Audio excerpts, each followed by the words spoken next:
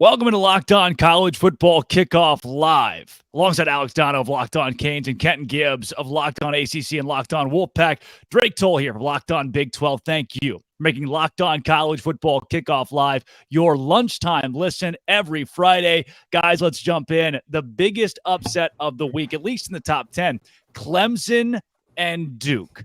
You might remember that I said if Clemson loses to Duke, I would cut off. I think it was my left. Kenton, was it my left pinky toe?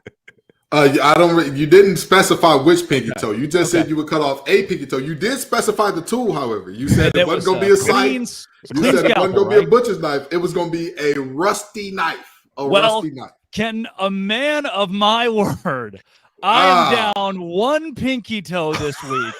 After saying, and I don't know how many toes I'm going to, actually I do. I have 10 that I can give away this year, but I'm down one after week one. So I'm going to have to start limiting my toe talk. Clemson, Kenton, gets just mauled by Duke. Yeah. And Dabo Swinney says in response, I like what our offense did. If we do it every week, we go undefeated. I'm not sure what Dabo is on, but I will have all of it. Kenton Gibbs, Duke kills Clemson. So I'll say this, first of all, a little dad joke for you all. I'm sure that your favorite country music singer now is Toby Keith. But with that being said, let's stick to the facts. That was totally uncalled for, Ken. Let's stick to the facts of this thing, though. Let's stick to the facts of this thing because I warned you that this could happen. But more importantly, I think that we need to start drug testing coaches in the NCAA. We need to stop just testing the players. It's high time that some of these coaches get in on it too. Because in what world is what their offense did acceptable? And don't get me wrong, they had over 400 yards of total offense. They won. They didn't turn over the ball a ton, but they turned it over in key moments. Phil Maffa's fumble when they're driving and looking like they can finally make this thing a game. A big-time deal. At the end of the game, that interception when the game was kind of out of hand or inconsequential was another thing, but that's indicative of the fact that all game, your passing game was out of sync. All game, you could hit nothing deep. There were no 20 yards or more air yardage plays for Clemson last week. So if you want your offense to do that, I'm sure the rest of the ACC is screaming, yes, Dabo, please give us that offense. Give us that because we've been waiting on Clemson to give us an offense like that. We have been waiting for just this moment, and it's here. Yeah, Dono, as the host of Locked On Canes, Clemson comes to you. That is October 21st. And I'm guessing after seeing this offensive performance, you are shaking based on what the Tigers are bringing to town. I never thought I'd say this, but I'm actually happy this year that Clemson is on Miami's schedule and Duke isn't. That's how I'm feeling about this. Now, as far as Dabo Swinney goes, it's not just his post-game comments, fellas. Yeah. I don't think there's any other coach right now in college football who is as disconnected from reality as Dabo Swinney. I mean, his comments after the game, his attitudes towards name, image, and likeness just go to show you that maybe he's not someone equipped to be in this era of college football. His attitudes toward recruiting as well. You know, Clemson has this policy where they don't like verbal commits to take visits to other places, and they, threaten to pull your offer if you do that. No. So you have to wonder if the game is passing Dabo by. I think he's still a fine football coach. It's just a lot of the other stuff that comes with it. And listen, right now, obviously the stock is falling for Cade Klubnik, who didn't have the sort of season debut that people expected under center for Clemson. Meanwhile, Riley Leonard now for Duke, I think he's going to become more of a household name. You see what a dual threat he is, all the rushing yards and touchdown that he put up in that game. But listen, if I try to parse through Dabo's words, obviously there are big-time execution things that you would think Clemson can clear up in the future because it was an absolute horror show in the red zone for them, right? You have 4 red zone trips where you come away with 0 points. I can see why he said this was the strangest game I've ever coached in. Like, we've lost games before, but this is the strangest one. You wouldn't expect to go 0 for 4 in the red zone, 0 points in those trips with the turnovers and the blocked field goals that they had. You don't expect that to happen again, but at the same time, despite putting up more yards, they were not the better team on the field last week. Duke was. No, and it wasn't the biggest game of the week, but I'd call it the most consequential game of the week with Clemson losing to Duke, especially the way that Clemson did. However, this week you turn the page to a loaded week 2 that is led off with Alabama hosting Texas, a top 15 matchup in Tuscaloosa, and Luke Robinson of Locked On Bama joins us here on Locked On College Football Kickoff right now.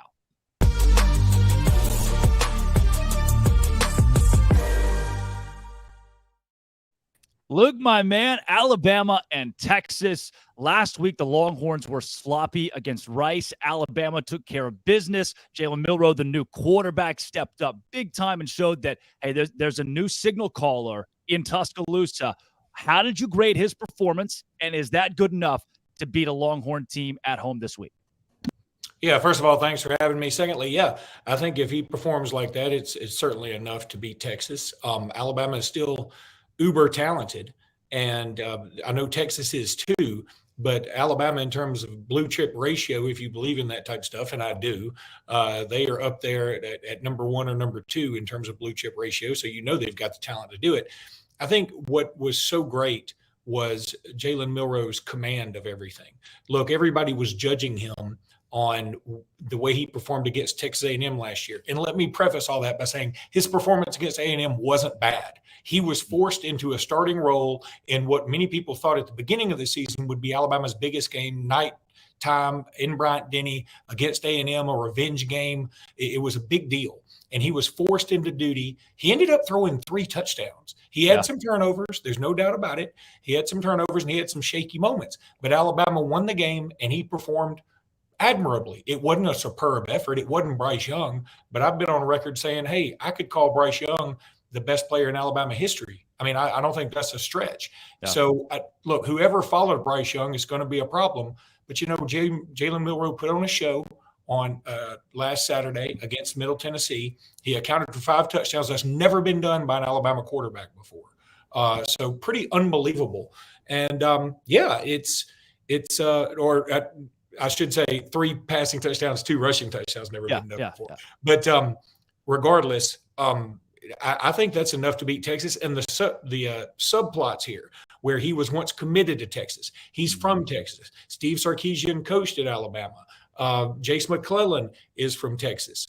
Just the rivalry, the idea that they're coming into the league. Alabama and Texas have played for a national championship in recent years. I mean, there's just a lot to digest here. And the fact that they're going head-to-head on so many other recruits is a big deal as well.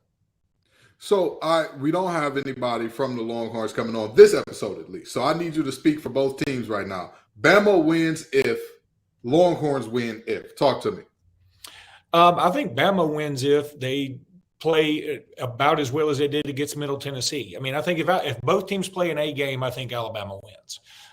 If Alabama has a lot of turnovers, if they play like they played against Texas A&M as a whole, I'm not just picking on Jalen Milroe, I think they could easily lose this game. And look, everybody points to last year where Quinn Ewers was picking Alabama apart, and that's true. They were doing that in the first quarter. But injuries are a part of the game. I think everybody could have a what if so-and-so wouldn't hurt in whatever game. Yeah. That's a part of it. But I think Alabama wins if they play their game, if they go out there and establish the run. And look, here's what I was so encouraged about last week. That the questions I had about this Alabama team, I felt like a lot of them were answered. The quarterback play, the wide receivers, there had been a lot of rumors that they had been dropping a lot of passes in practice. They didn't have a single drop in that game. And the things that I thought I knew, the offensive line, very good. The running backs, very good. They didn't perform as well. Jalen Milroe led the team in rushing on 48 yards. That's a little odd. But I do know that those two unit rooms are better than they played. So if they step up their game just a little bit, and as long as there isn't a huge drop-off in Milroe and the receivers and the defense, I feel like Alabama's going to win this thing. Now, conversely, the way Texas is going to win this game is by blocking out all the noise. I mean, if they come in and they can force Alabama into some situations they don't want to be in, a lot of 3rd and longs, I think that Texas can win this game. That's going to be very difficult. And I'm going to tell you, as an Alabama fan, I have no problem admitting this. I mean, we got Alex here. He's from Miami. He knows what I'm about to talk about. Sometimes our home field advantage, though Nick Saban is 102-8 in Tuscaloosa, isn't the same advantage as other places. I know Miami is sort of the same way. Look, you always think about playing Miami at home, always so rough. Well, they don't usually have the same crowd unless it's a huge game. And when it is a huge game, that place gets bonkers. And that's going to be the way this is in Tuscaloosa. My co-host on Locked On Bama, Jimmy Stein, lives in Tuscaloosa, and he said the atmosphere around the campus has been bananas. And that's not typical because we're so used to winning every game in Tuscaloosa that we sort of take it for granted, but this is not going to be one of those instances. You mentioned Luke coaching matchup is one of the bigger subplots. Sark going up against Saban, and former Saban assistants are just 2-28 against Nick. In this case, it's obviously an interesting one because Sark is an offensive guy. Saban's focus is more on the defense. So, how do you think Steve Sarkisian is going to try to attack Bama's defense? Because if nothing else, he probably knows, which plays Saban doesn't like going up against in practice. Yeah, I think look, Texas needs to try and take some deep shots. I think that's the way you can really mess Alabama up a little bit. I think that you can get in their heads defensively if you can take some deep shots. The problem is with that, and this is something I learned just doing some homework this week. Quinn Ewers' longest pass, at least last year, and I think in his career at Texas, is like 49 yards. And that just seemed crazy to me. I mean, because you think of Texas, you think of them with Quinn Ewers and having Xavier Worthy and all these other superstar receivers, you think they'd be throwing 80-yard bombs every game. And that's not really what they do. So it's just a little bizarre to me. But I think that, look, everybody seems to be so scared of Kool-Aid McKinstry. And they should be. He's the best defensive back in college football, best cornerback in college football, if you ask me. Now, but I think what you have to do is say, I'm going to go right at your best, and I'm going to see what he's got. And look, it may not work out. That may not be the best thing. But if it does work out, and if you can get ahead of Alabama by, say, 2 scores and sort of keep it that way for a while and force it where Alabama is going to have to go more into a passing game, and especially an intermediate passing game, because Jalen Milroe, 2 of his completions, he didn't have a lot of incompletions last week, but 2 of his incompletions were in that intermediate stretch, and he didn't throw a lot in that window. He either went deep or he went kind of short, or he took off with the ball. So if you can force Alabama to try and go to that intermediate passing game, I think that's huge for Texas. That's Luke Robinson of Locked On Bama. Alabama and Texas, our game of the week here on Locked On College Football Kickoff Live. Luke, thanks for joining us. I appreciate it, guys. Absolutely.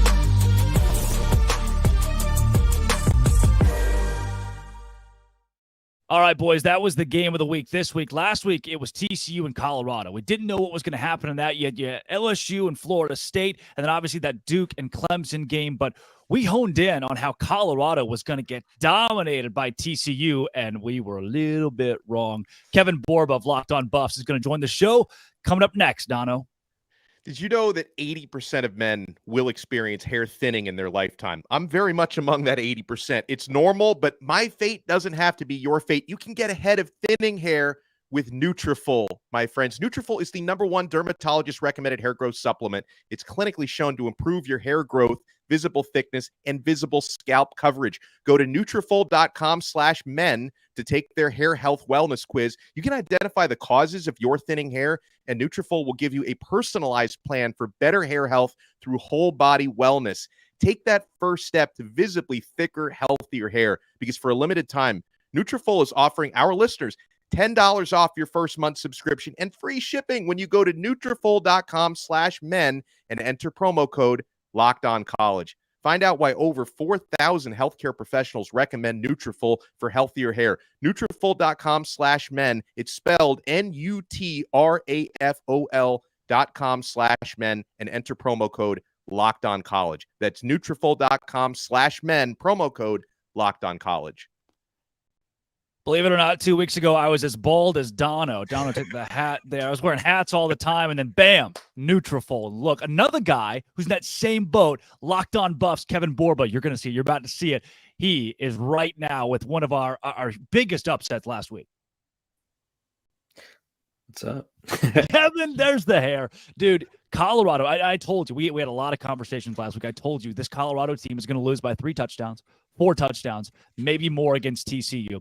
But what blew me away is that Deion Sanders took 70-plus curated players from the transfer, not random guys, curated players from the portal, and won. Have we entered the era of AAU in college football? as displayed on Saturday by Colorado? I'll say people will try it, but I don't know if everybody has the effect that Deion Sanders does. I think there's probably maybe 10, 15 coaches in college football that could realistically empty out the cupboard and then restock it with as much talent as he did. And I don't know if those coaches would even want to do it. I think it'd be like Kirby Smart, Nick Saban. If Dabo Swinney ever wanted to touch a transfer portal or acknowledge that it's real, maybe he could do it. But I don't think everybody could do it. I don't think it's something that applies to everybody. I know Texas State kind of did it. But again, it's really not one size fits all type of thing. And so I think having Coach Prime is kind of the main factor that a lot of these kids went there. Well, Kevin, I want to give a nod to Coach Prime right now because I bought receipts too, baby. Of all the folks on Locked On College Football Live, who was highest on the Buffs? I was. I believed in the Buffs. I said that their ceiling was higher than what everybody else believed. So, Coach Prime, I believe. Okay? I don't care what nobody else tell you. I believe. Now, with that being said, Kevin, what do you think is the balance between the coaching and the talent that created that upset? Because me personally, the more I watch film on that game, the more I say, these young men were exceptionally coached. This game was schemed up perfectly. Prime beat Sonny Dykes in the chess game of football at multiple points. That's what I was seeing on tape, at least. So tell me, what do you think is the balance there? Yeah, I think I'd probably go 60-40. Honestly, I think the schematics are great. I've never seen an offensive coordinator receive as much hype as Sean Lewis did, but he deserved all the praise. Every play he drew up was to perfection. It seemed like he would just take a look at the defense and be like, okay, we're running this. And then it would be wide open. Every single time is kind of what it felt like. I think Colorado scored just about every time they touched the ball. So you have to give him props where props is due. But then you have to look at plays where I think it was like 4th and long, whatever that, I think it was 19. And Shedeur Sanders scrambles a little bit and delivers a strike. Or you have to look at the throws that he made down the field. His deep ball, I think, and I'm starting a little petition for this, so if you guys would like to sign, I think Shedeur Sanders throws the best deep ball in college football, or at least one of them. And we saw it on multiple occasions. He would hit guys down the sideline in stride. You guys had your previous guys was talking about Quinn Ewers. Quinn Ewers hasn't been able to hit the deep ball in his college career. Shedeur Sanders has already shown that he throws arguably the best deep ball in college football. And so I think the coaches deserve some praise, but the players executed. You can only call things that they can execute. And so I think everybody deserves a lot of praise.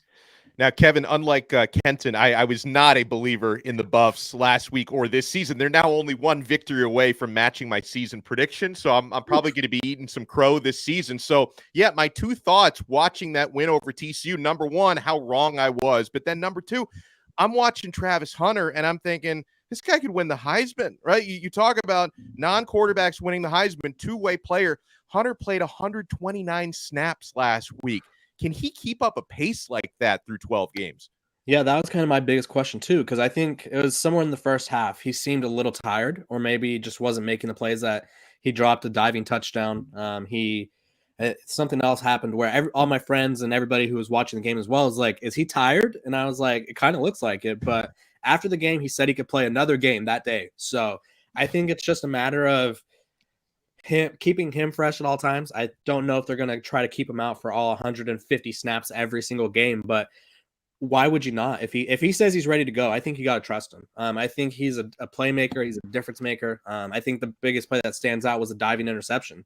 I saw somewhere that he covered about like 6 yards on that play where he dove to catch the ball. And I think when you look at that play, you're like, why would Chandler Morris throw it that way? Well, Travis Hunter was nowhere near where Chandler Morris was trying to throw it. That's just how quickly he covered ground. And so Travis Hunter needs to be on the field as much as possible. I do think the Heisman hype is legit. If he plays like this every week, I don't see why he shouldn't at least be in New York at the very minimum. I don't think we've ever seen someone who has this kind of effect on both sides of the ball. His stats for receiving have already essentially surpassed Charles Woodson. If everything goes right, he'll pass Charles Woodson by tomorrow. So Travis Hunter is that guy, and it's only been 13 days of college football. Yeah. So do we go with Travis Ohtani or do we go with Shohei Hunter? Which one do you prefer?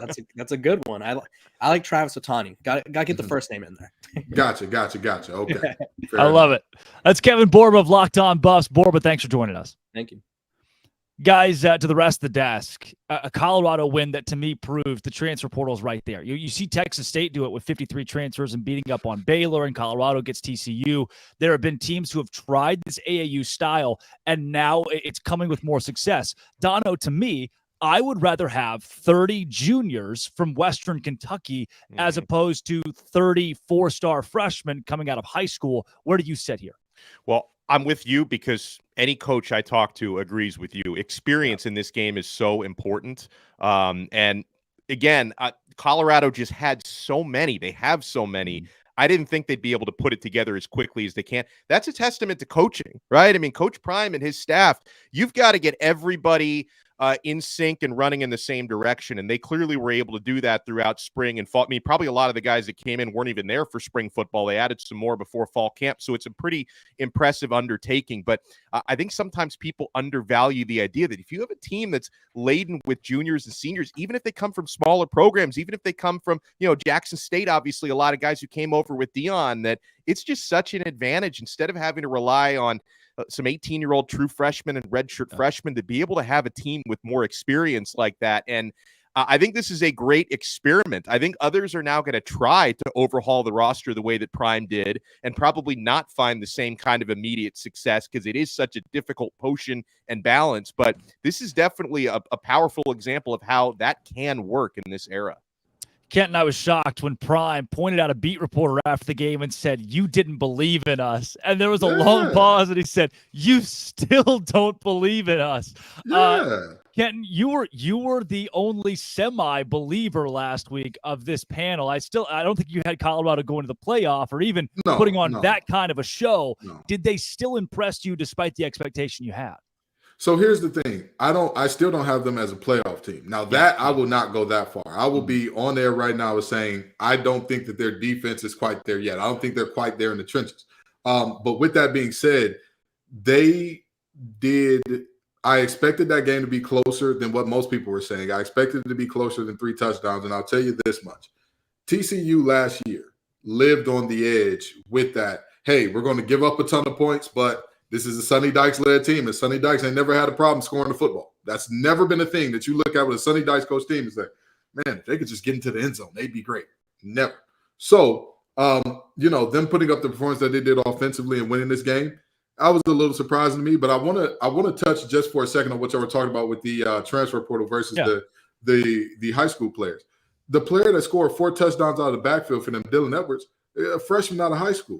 This thing is more art than science. There is no precise balance to say like, hey, I'd rather have this than that, or this is the way to do this thing. Because, I mean, if you look at the programs that are having the most success by far and wide, right, it's not that AAU style. It's a mix between, yes, we do have a bit of a farm system in it. Hey, you're the best player at Kent State. Come on down here to Alabama, brother. We got big-time football for you to play over here. And also saying, hey, we're also going to get the best players out of high school.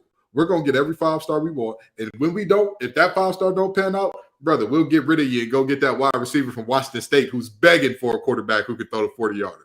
Let me just add in one thing also about this game, just to be fair, because, of course, the way Colorado did it, they look so flashy. And now, their home opener is going to be lit against Nebraska this weekend. So, all the narrative has been praising Deion and praising Colorado. They deserve it, okay? But on the flip side, did anyone tell Sonny Dykes you are allowed to play defense, right? Because that was one of the more ghastly displays defensively. And what got me thinking about that was Kenton hit the nail on the head when you talk about these, last year's TCU, a Sonny Dykes team, you think we're going to outscore whoever we play. Okay. Well, at some point you've got to stop somebody. And I know their defense was better last year en route to the college football playoff final. So I'm also going to be watching TCU for the rest of the season with a fine-tooth comb to see if their defense doesn't get better, because that was pretty embarrassing.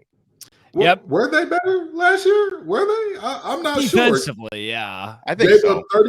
Gave up 34 to SMU, 31 to Kansas, 40 to Oklahoma State. Hodges Tomlinson, though, was maybe the best guy in the secondary in the country. And listen, they had pieces that were good. As a collective last year, that defense was living on a prayer. I don't want to sing because I remember last week they got on me for singing, but I was going to sing we're halfway there. But them boys were really living on the wing of the prayer in terms of defensively last year at times. So that's just my thought. I don't want to go too deep into it. Yeah, it's funny that TCU hires a guy with the last name Bryles and loses the first game with him on the sidelines. Karma is real, and it starts with Bryles. Guys, I look, playoff conversation is way too early here. It's September, but did you know only one team has made the playoff with a September loss, and no team has done it while going 0-1 in week one? Certainly not a good sign for Texas Tech. Red Raiders losing to Wyoming on the road. And for Oregon, you can't afford a loss outside of Pac-12 play when you're in a conference like the Pac-12. How will this game play out? Oregon and Texas Tech. Spencer McLaughlin of Locked On Ducks and Chris Level of Locked On Texas Tech got together to discuss.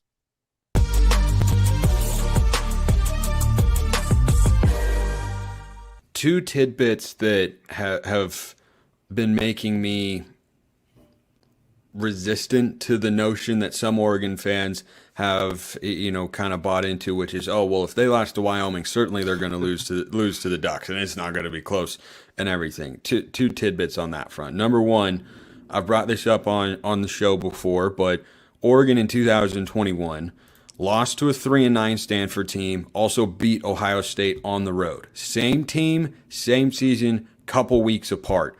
There are peaks and valleys, and the great teams have their valleys still result in wins. And maybe in the case of like a Georgia or, Alabama some years, those valleys are just less dominant wins than what they are accustomed to. That's what great teams and programs do. But no team plays their best football every week. That was not the best version of football I think that Texas Tech is going to play in 2023. And another good example is Utah. 2021, same year, they began the season 1-2. They lost, and this will provide some hope to Texas Tech fans. They lost a triple overtime thriller to San Diego State in the non-conference. They were a 1-2 football team. They ended up winning the Pac-12 that year, thumping Oregon twice in a 2-week span. So it was not what the Red Raiders were hoping for. It's not what I expected to see from them for sure. But in no way, Chris, do I feel that this is now just a giant mismatch between one team that won 81-7 against an FCS opponent in Portland State and one team that blew a 17-0 lead on the road against Wyoming. Yeah, and unfortunately for Texas Tech, this is a fan base that's been tortured by, back when Spike Dykes, Sonny Dykes' dad was the coach here, you were notorious for 1 week you lose to North Texas, little old school up in Denton, right outside the Metroplex. You lose to them on your home turf. And then fifth-ranked A&M would show up on your field, and you're thinking, well, this isn't going to go up. And then you pull it off and win. Yeah, it's like I say this all the time. It's like I know what you're capable of, but I also know what you're capable of. And so, like, what and like you're right. There's very few teams that even that out and like survive all the tests. And I expect this to be a fun home crowd. I think if you're Tech, you can get a lot of the doubt back and erased if you get a win here, and you can kind of get a fresh start on it. Let's get out of here on this, Chris, and I'll see if I can kind of wriggle this out of you of sorts, a prediction on the game. I know you're not always pain, Spencer. Yeah, right. Tortillas will fly. I'll predict that. I was about to say I'm very much looking forward to what I'm calling the quad T in college football, the Texas Tech tortilla toss. I think is an excellent way to describe what's going to happen. For those of you who don't know, there's a tradition at Texas Tech where they throw tortillas at kickoff.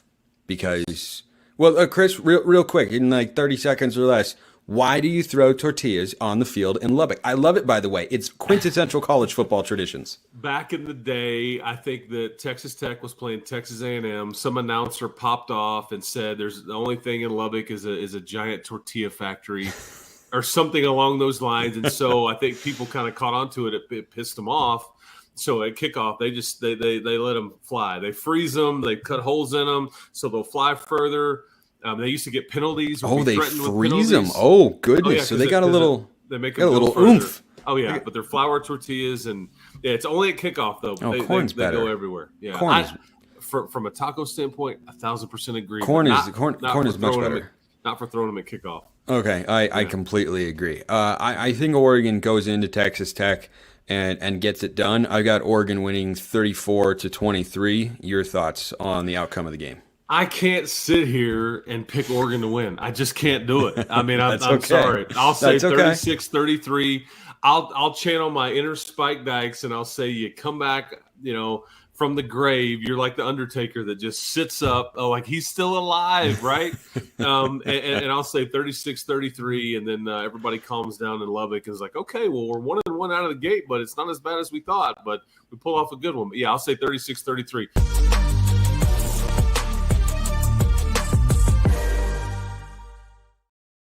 Boy, when 50% of your conversation is about tortillas, their history, and how to freeze them, you're in for an invigorating matchup this weekend. Glad that we got the insight from those two guys. And coming up, we've got Conference Confidential, where we'll take you all across the country to find out which games are the biggest. And stick around for Sell Me Why right here on College Football Kickoff Live, Dono.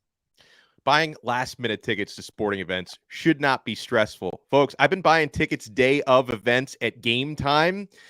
Flash deals and last-minute tickets, they've got the best ones at Game Time. Easy to find and buy tickets for every kind of event in your area. That includes concerts. I'm taking my son to Disney on Ice tomorrow. Got my tickets at Game Time. Forget planning months in advance. Game Time has deals on tickets right up to the day of. Get those exclusive flash deals, and the Game Time guarantee means you'll always get the best price. If you find tickets in the same section and row for less, Game Time will credit you 110% of that difference. So download the Game Time app, create an account, and use code LOCKEDONCollege for $20 off your first purchase. Terms apply. Again, create an account and redeem code LOCKEDONCollege for $20 off. Download Game Time today. Last-minute tickets, lowest price, guaranteed. Dono, I had no idea you were taking Dabo Swinney to Disney on Ice this weekend. There are so many games around the nation that stand out in week 2, folks. Let's get some more insight into the biggest games from our biggest conferences in this week's Conference Confidential. We start with Craig Sheeman of Locked On Big Ten. There are 14 Big Ten games on the slate this weekend, and none bigger than Matt Rule and the Nebraska Cornhuskers going into Boulder, Colorado to take on Coach Prime Deion Sanders and the Colorado Buffaloes, who shocked the college football world last weekend by going into TCU and winning 45-42.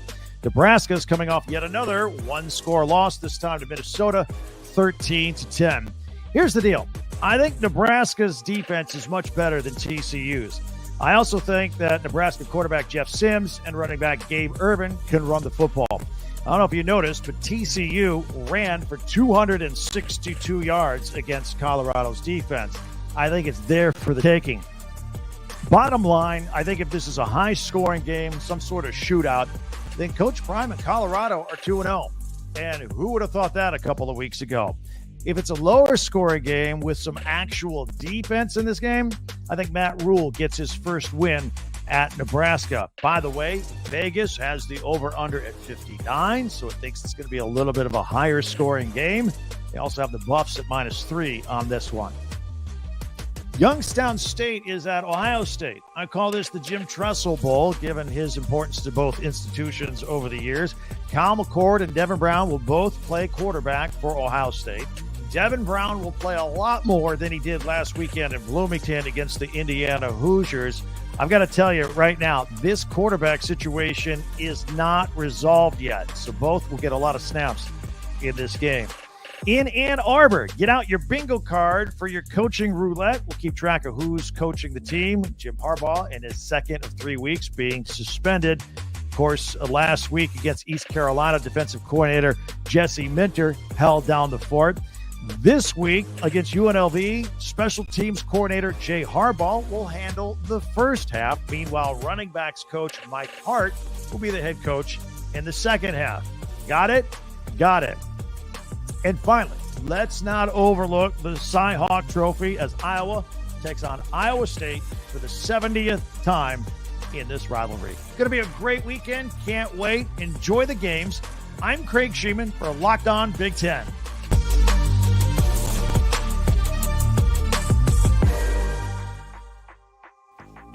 Week 2 in the college football world is upon us, and all eyes will be on Boulder, Colorado, as the Cornhuskers of Nebraska travel to take on Deion Sanders and the Buffs. Spencer McLaughlin here for Locked On Pac-12. A lot of great games across the Pac-12 non-conference slate this week. A lot of big opportunities, but perhaps none bigger than the chance for Colorado to progress towards a 3-0 start before conference play begins on September 23rd at Oregon. They host USC the following week, and they have a chance to show that week 1 wasn't a fluke, that TCU isn't a pullback team in a major way, but that Colorado is just that good. Shedeur Sanders set a school record in his first game as a Buff with 510 passing yards. He was darn near flawless, throwing 4 touchdowns, no interceptions, executed the offense at a really high level. Thing to watch in this game is Nebraska's offense against Colorado's defense. The Buffs allowed 42 points and needed 2 red zone turnovers of TCU in order to hold them to 42 points on the road. A Nebraska offense, meanwhile, that managed just 10 points against Minnesota in week 1. Is a weakened Buffs defense going to be exploitable for what appears to be a weak Nebraska offense? Or is the Buffs defense going to make strides from last week, their offense perform at a high level, and they end up winning the game? It's going to be a thriller either way. The home opener for Coach Prime was always going to have a lot of interest and hype and intrigue, and somehow with that week 1 win at then 17th ranked TCU, Colorado has upped the ante on how excited and interested we all are to watch the Buffs play in front of their home fans at Folsom Field this weekend. Don't sleep on other games across the Pac-12 like Auburn and Cal, Oregon, Texas Tech, Utah, Baylor, and how about Arizona State? Just a 3.5 point underdog against Oklahoma State. Something smells a little bit fishy there, but should be a really, really good week in the Pac-12. And definitely don't forget Washington State hosting Wisconsin. A lot of great games and a lot of great opportunities for the Pac-12 as they look to stay undefeated in the non-conference slate in week 2.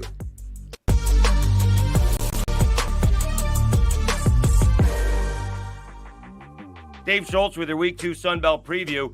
Much better matchups across the board in the Sunbelt for Week 2. In fact, you have a conference ball game, the Louisiana Raging Cajuns taking on ODU in Norfolk, Virginia. First time these two schools have ever met. But the big matchup is Appalachian State going to Chapel Hill to take on Carolina. This is a rematch in last year's crazy ball game, 63-61 Tar Heels. But App State scores 40 points in the fourth quarter to fall short in overtime. But that leads to the victory over an A&M, which leads to game day in lovely Boone, North Carolina, which leads to a Hail Mary victory over Troy.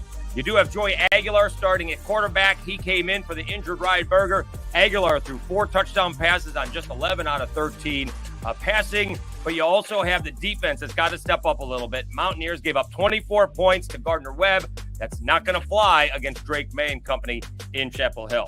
Sunbelt teams playing 3 other Power 5 schools this week. You do have James Madison going to Charlottesville. Virginia hosting their first ball game since the tragedy last year. And it's James Madison's first trip to Virginia in 40 years. James Madison also making a quarterback change. Alonzo Barnett III just struggled last week against Bucknell. Senior transfer Jordan McLeod, he came in and he righted the ship as the Dukes beat Bucknell 38-3. You got Troy going up against Kansas State, and the Trojans, the defending Sunbelt champions, they struggled, giving up 30 points to Stephen F. Austin. They're going to have to do a much better job to shock the Wildcats. And then you got Southern Miss. Poor Golden Eagles, or look at it as a great opportunity. They get to go to Tallahassee to take on Florida State. The Seminoles destroying LSU in the second half. And can the Golden Eagles and the Fighting Will Halls pull off a shocker? The other big ball game in the Sun Belt, you got Texas State. The Bobcats upsetting Baylor. They're going into UTSA to take on the Roadrunners. If Texas State beats UTSA, do they start 4-0? They got Jackson State and Nevada coming up. My goodness, G.J. Kinney is shocking the Sun Belt immediately. That's your Week 2 preview in the Sun Belt. I'm Dave Schultz. Enjoy the Sun Belt football.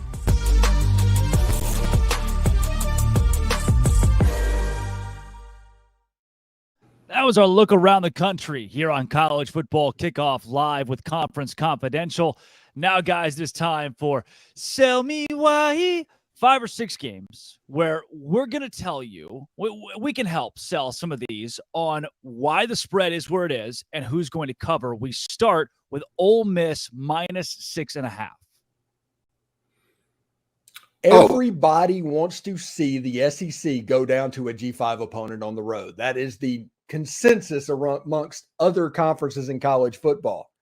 But I just don't think it's going to happen. Hi, I'm Stephen Willis from the Locked On Ole Miss podcast, and you are looking at an Ole Miss offense that is operating at maximum efficiency. Willie Fritz and the Tulane Green Wave are going to have to perform at an extremely high level to keep Ole Miss off the board. This is a game that, even as good as Tulane is defensively, could see Ole Miss scoring 40 or 50 points. And with the line being as small as it is, I don't think that Tulane's offense is going to be able to match it. In fact, whenever you look at the score of this game, I put it at somewhere around 31-14. So I would be okay with laying up to 12 or 13 points. So as this line gets a little bit bigger, and I think it will before kickoff, I do think that I would lay these points. Tulane's a good football team. I just don't know if they're as good as Ole Miss. Yeah, guys, Kenton Gibbs, we'll start with you. Ole Miss, Tulane, this game is a sellout. It's a Tulane team that won a New Year's Six Bowl last year, but a lot of people are picking the Rebels to get it done. Yeah, so the thing about this game is Tulane is another one of those teams, and this is kind of because they're in the group of five more so than just a philosophical thing that we see from a lot of Power 5 teams that don't play defense. They're going to struggle defensively. Offensively, they can scheme guys up. They can find ways to get guys up. They can find ways. I enjoy watching Tulane's offense because whatever they want to do, they find ways to effectively do it. If they want to get the ball to the perimeter in terms of the running game, they find a way to do so. If they want to scheme up, hey, we're going to keep hitting you laterally until all of a sudden you got two high safeties and now we can gas you vertically, they're going to do it. And so I could see Tulane saying, hey, not today. No covering on us, Ole Miss. But I could also see a couple of turnovers going the wrong way for them, and then all of a sudden Ole Miss gets this thing and makes it ugly. Dono, 7-point game. Do you take the Rebels? I do take the Rebels. It gives me pause because obviously Tulane is ranked, Tulane is talented, but the fact that they're ranked, that means you're not going to be sleeping on the green wave. I think I look at it from an Ole Miss perspective because sometimes when you see these strong group of 5 teams pull off these upsets, I know we're talking about a spread, not the straight up, but either way, when you're talking about these group of 5 teams, when you can catch a Power 5 sleeping, it's not going to happen because I think Tulane has enough hype coming in. Jimmy's and Joe's, guys. I mean, Tulane can try to scheme with their X's and O's, but they just don't have the talent. So this is a situation where I can see it being a close game heading into the fourth quarter, and I just think the Rebels are going to wear them out and probably end up winning this game by 2 touchdowns. Look, I New Year's have Ole Miss to cover, by the way. New Year's Six Bowl is different than week 2 of college football, right? You don't really throw out the kitchen sink to beat Ole Miss this week, and maybe you can make the case that Tulane does, but they know what it's like to win now. They've seen that at one of the highest levels of college football. I've got Ole Miss by at least a touchdown. It's a weird line, right? Vegas and the bettors are swayed on this one, but give me Ole Miss as well. But we've got action this weekend to an extent, like 50% action. Georgia, 43.5-point favorites over the Ball State Cardinals. Clint Shamblin of Locked On Bulldogs is going to sell us why the Dogs will cover the huge spread. Here will be Clint Shaman, Locked On Bulldogs here, telling you why Georgia's going to cover no problem, no sweat against Ball State. 1, Bobo knows his assignment. Look, last week Kirby Smart got on him, told him, hey, first and goal from the 5, can't be having that. We got to get more than a field goal. That's number 1. Bobo's going to be on point. Number 2, Carson Beck is going to be just fine. In this offense, Stetson Bennett did not have as many yards, completions, or touchdowns as Carson Beck did in his first game as Georgia's signal caller. No worries there. And number 3, this defense is nasty. It's the best defense Kirby Smart has ever, yes, I said ever had. Talent all across the board. Composite is the best we've ever seen, which is why I think Glenn Schumann and Kirby's going to shut them out again. This is why Bulldogs are going to cover that point spread. Fear not. Lay the points. It's just fine. Ball State is not going to score, and Georgia's going to get a 50 burger. That's why Bulldogs are going to cover. Oh, the old backdoor cover here. We're talking 43 points. Georgia did not cover that against UT Martin. What? There are so many other things you could do with your life than bet a 3-point spread, Kenton Gibbs. I agree. This is throwing money out the window because you're counting on a lot working in a certain way. they're counting on Kirby Smart not calling off the dogs. You're counting on the 2s and 3s from Georgia not potentially letting up a touchdown or two, because Mike New, who's the head coach of Ball State, he's not going to pull his starters. That's not going to happen. We have seen him historically get the wheels whooped off him by teams, and those starters play deep into that game. If you look at the Tennessee game last year, Tennessee beat them by 49 points. So I know some people are thinking that's for us who think Georgia is going to cover. Yeah. But not really, not so fast, my friend, because there were multiple moments toward the end of that game. Tennessee just kind of lucked into some moment, or not lucked into, but things went their certain way in terms of their 2s and 3s getting pick 6s and whatnot. That was like, oh, well, this is how these things go. I'm never comfortable with a line above 40, just being completely honest. I'm never comfortable with that. So I'll get Ball State saying, not so fast, my friend. No soup for you, no cover for Georgia. I like it. Now, this next one here, we're going to go to the ACC, Kenton's ACC, as the Notre Dame Fighting Irish are 7-point favorites over the NC State Wolfpack. We've got Trevor Wojak of Locked On Irish to sell you why the Irish will cover. Hey, college football fans. I'm Tyler Wojak, the host of Locked On Irish for the Locked On Podcast Network. Today, I'm here to tell you why Notre Dame is going to cover the 7.5-point spread on the road against the NC State Wolfpack. Like always, it starts with the quarterback, and Sam Hartman has been practically unstoppable in his first 2 starts for the Irish, leading the offense to 11 touchdowns out of 12 total drives.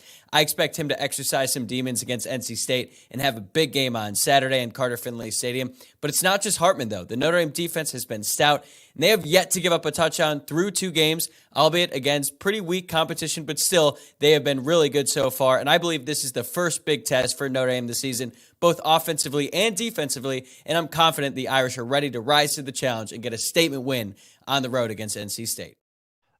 Our very own former NC State defensive tackle, Kenton Gibbs, go. Y'all are going to call me a homer. People are going to call me everything but a good Christian. They're going to say that I'm imploring people to give away money. But here's the deal.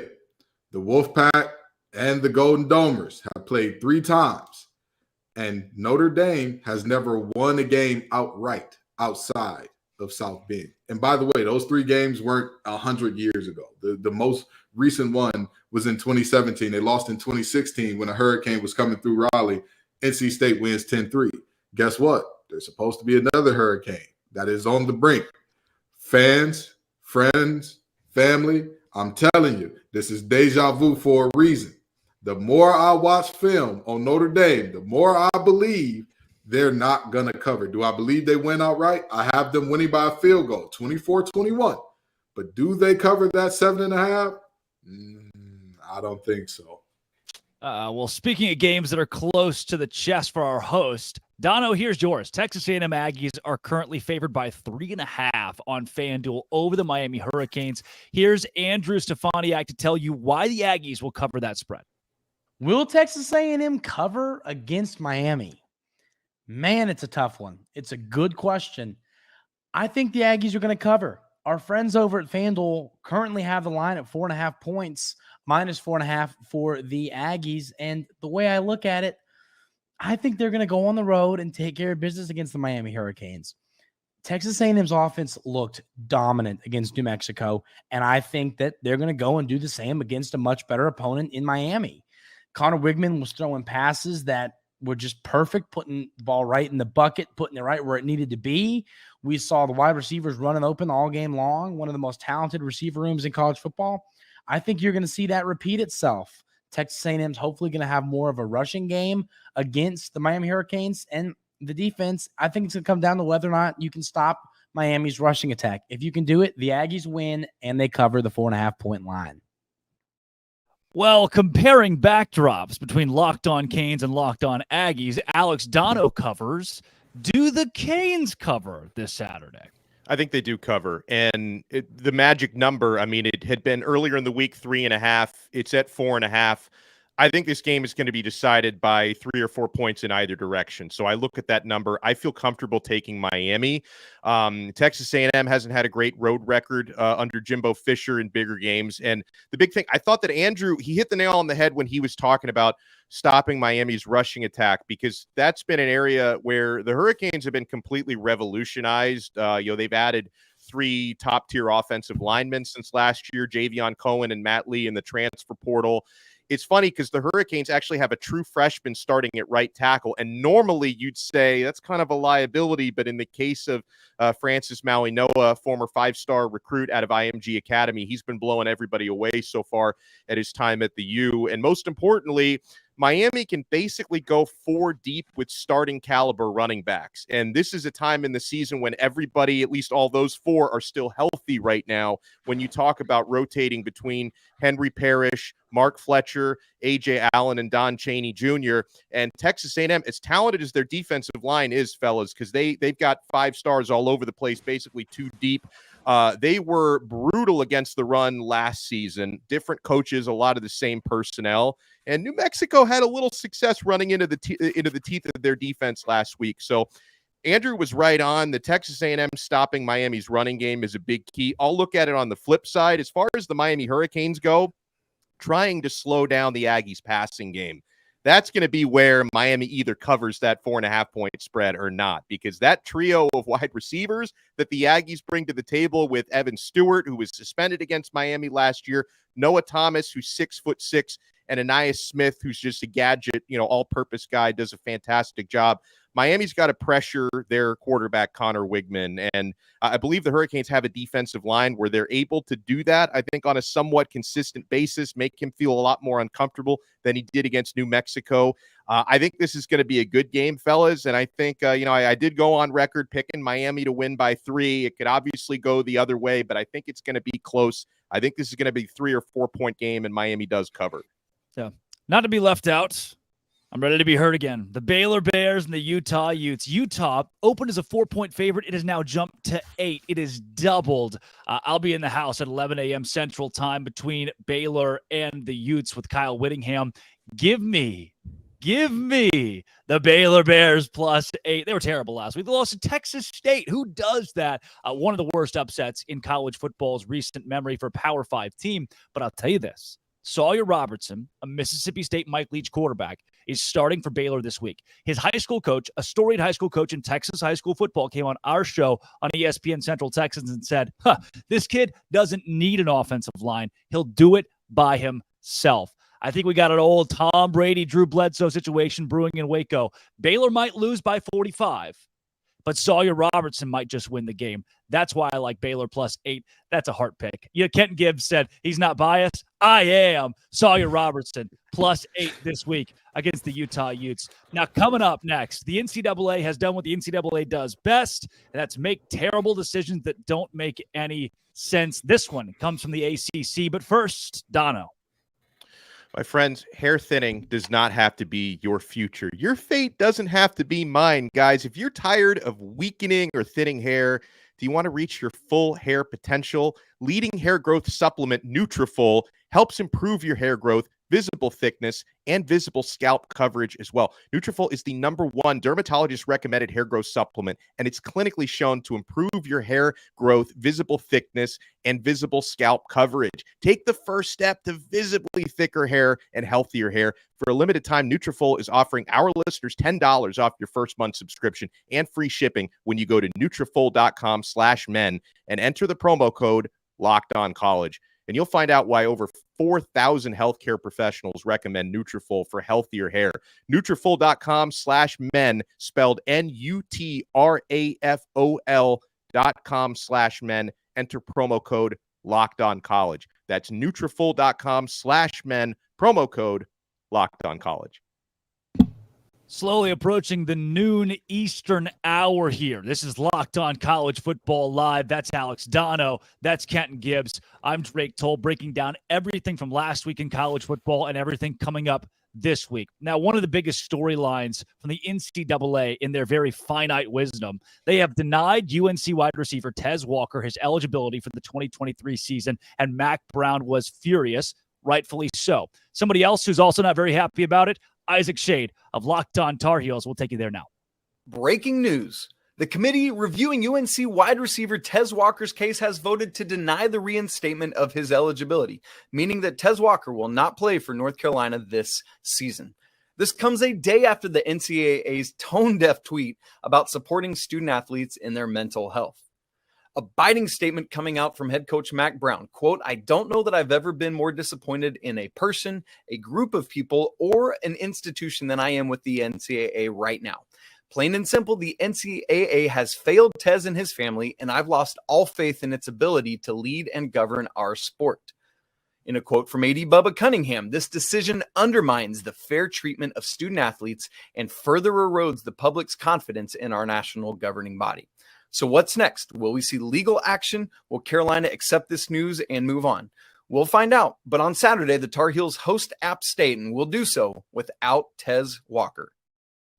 Yeah, nothing shocking from the NCAA here, guys. This is something that's been an ongoing problem. One thing that I like to mention, there was a tweet from the Baylor football account, who, again, I try to support, that said, starting year 7, one of their defensive guys starting year 7 in what you got 25-year-old players who have gone to 2 or 3 different schools that are eligible to play for different teams, but Tez Walker can't play for UNC. Kenton Gibbs, not shocking, still abysmal. Yeah, again, the old meme, disappointed, but not surprised, right? Yep. I mean, the reality is there are times where, especially with the NCAA, where the process, procedure, the way that rules are written and followed to the T are, they don't run concurrent with common sense. Yes, it does not make sense that guys are allowed to play 7, 8 years, whatever the case may be. However, by the lay of the law, by the rule of the law, they got a couple of hardship waivers for whatever reason in terms of injuries or whatever the case may be. Yeah. And they got a COVID year maybe, which we're seeing the back end of guys with COVID years. That's finally starting to wane off a little bit, but we're seeing that as well. And then you combine that in with the fact that they're graduate transfers. Graduate transfers have an entirely different ball game in terms of where they can and can't go and how they can move than undergrad transfers. But in this Tez Walker situation in particular, the thing that I find so important about this, so disgusting about this, is the fact that his first transfer was away from a school that didn't have football that year. No, he committed to North Carolina Central out of high school. Yep. They canceled their season because of COVID. That should have been reason enough to say, hey, this doesn't count as his one free transfer. It shouldn't be, well, his grandmother is sick and that's why. No. Even if we're going by the law of the land here, if that team did not participate in football when he came, why would he stay? With all due respect to NC State, I got my degree from there without having financial hardship. I just gave him 3 attendance, more than most people ever will, but that's another story for another time. The reality is very simple. Without football, I wouldn't have been in Raleigh. If when I got down here, they said, hey, Ken, COVID is happening and we're not going to be playing football. Oh, okay, y'all be real. Y'all stay easy. I'm not going. I'm in the words of Magic Johnson, I ain't going to be here. Okay, No. That would have been me. So I think that it's flatly preposterous to look at that situation, look at this young man and say, hey, that still counts as one of your transfers. That's nonsensical to me. Donna, we're in an era, too, where anybody can transfer for anything. I don't know why we're picking and choosing these things where Colorado's got 73 players. The NCAA says nothing, does nothing, which I think is the right call. I mean, if these kids want to transfer somewhere else, it's whatever. In an age where NIL is so popular, where the parity in college football, to me, is getting better outside the top 10, which, again, conversation for another time, but everybody outside of that top 5 or 10 is beating up on one another. And now we're picking the most random little battles, the best kids, and saying, hey, no, we don't think you should play. The inconsistency is the first thing that really drives me crazy. I don't know if they have like different arbitrators that all look at different cases, and maybe it's like which umpire you get at a baseball game, right? The strike zone is bigger or smaller depending on who it is reviewing your case. But, to deny a young man, and Kenton was so right to describe the first time transfer was because the football program was canceled, and the second time transfer is to be closer to a sick family member, closer to home. It's like, how do you look at that and deny it? And I'm with you, Drake, like the Colorado thing, it doesn't upset me, but at the same time, the inconsistency does, where you basically allow an entire roster to be built off transfers who are allowed to play immediately. And then you decide to deny a young man a waiver under these circumstances. It's crazy. The other part about it that bothers me is it's very obvious the NCAA, they're trying to flex what little power they have. Because they're losing control of their own sport, of their own Bingo. athletic landscape, right? Where, they hate not having really any control over name, image, and likeness, which takes a lot of control away from their recruiting rules. And so now it's like the little power that they have left, they need to show these players and these teams who's boss by flexing that power. It's very upsetting to me. And I know we had a little talk about this last week, but the years go on with the way that, the conferences now and the universities are getting so much power. At a certain point, you're going to look at the NCAA and say, why do we need them again? Like, exactly what do they actually do to make our situation better? So that's where I'm at on this. It's troubling to me. Yeah. And we could sit and have this conversation for a half hour, Kenton, but nothing's going to happen. This is not going to change. And there are two things that I want to talk about real quick before we got to move on from this. Number one, the NCAA doesn't realize this, but decisions like this are driving toward that singularity thing that Chip Kelly was talking about, where football is a separate entity altogether. Yeah. We are looking at a multi-billion-dollar business. Yep. And you're regulating where some of the stars can and can't go, when they can and can't play. I'm going to tell you this. In these great United States of America, in the mainland and in Hawaii and Alaska, if it's enough money behind it, it will find a way. They say life finds a way. Well, money finds a way in America, baby. And there's too much money in this thing for the NCAA to continue making these rules arbitrarily. And second of all, I'm going to say this, and this is the NC State and me talking a little bit, and I'm going to be 100% honest about that. It is not right the way that this has garnered not only national, but the way that this has been treated locally. The way that we have the governor writing letters to the NCAA, the way that it's one of the biggest stories that's leading the sports block on the Central North Carolina news stations and all that. Where was this energy for the other players in the state who had similar situations? When Chandler Zavala of NC State was told that he wasn't going to be able to play, and he had only played 3 games and got hurt and didn't get an injury waiver, which literally the injury waiver says if you play less than 16 quarters of football. Now, maybe it's just me. The 3 games that he did play, none of them went into overtime. We didn't get free football. So I don't understand how 4 times 3 became over 16. The governor didn't write a letter for him, but he did for Tez Walker, who went to his alma mater. I didn't see WRAL breathing down people's necks to talk about that. I didn't see none of the news stations, ABC 11, WTV, I can't remember the other one, WNCN. Nobody was here talking about that. Cam Hayes going to ECU. Nobody's talking about that. Cam Woods going to NC State. Nobody's talking about that. And those players are in very similar situations where they're not going to get waivers either, most likely. And for whatever reason, Tez Walker seems to be the spark plug that has got everybody around the nation swept up and wrapped up in it. Things that make you go, Yeah, he can't be the only one at this point. Exactly. They're so, and you mentioned it in the very state. But look, while they're not covering, Locked On College Football Kickoff Live is covering it. And Kenton, you mentioned this is you and Dono both a multi-billion-dollar industry that we're talking about now. And one of the biggest brands in that, the Texas Longhorns. One of the other biggest brands in that, the Alabama Crimson Tide, and they're taking on one another in Tuscaloosa this week. We heard the Bama side, but apparently this isn't your dad's Nick Saban. It's not the Crimson Tide we're used to. Let's get the other side of this game.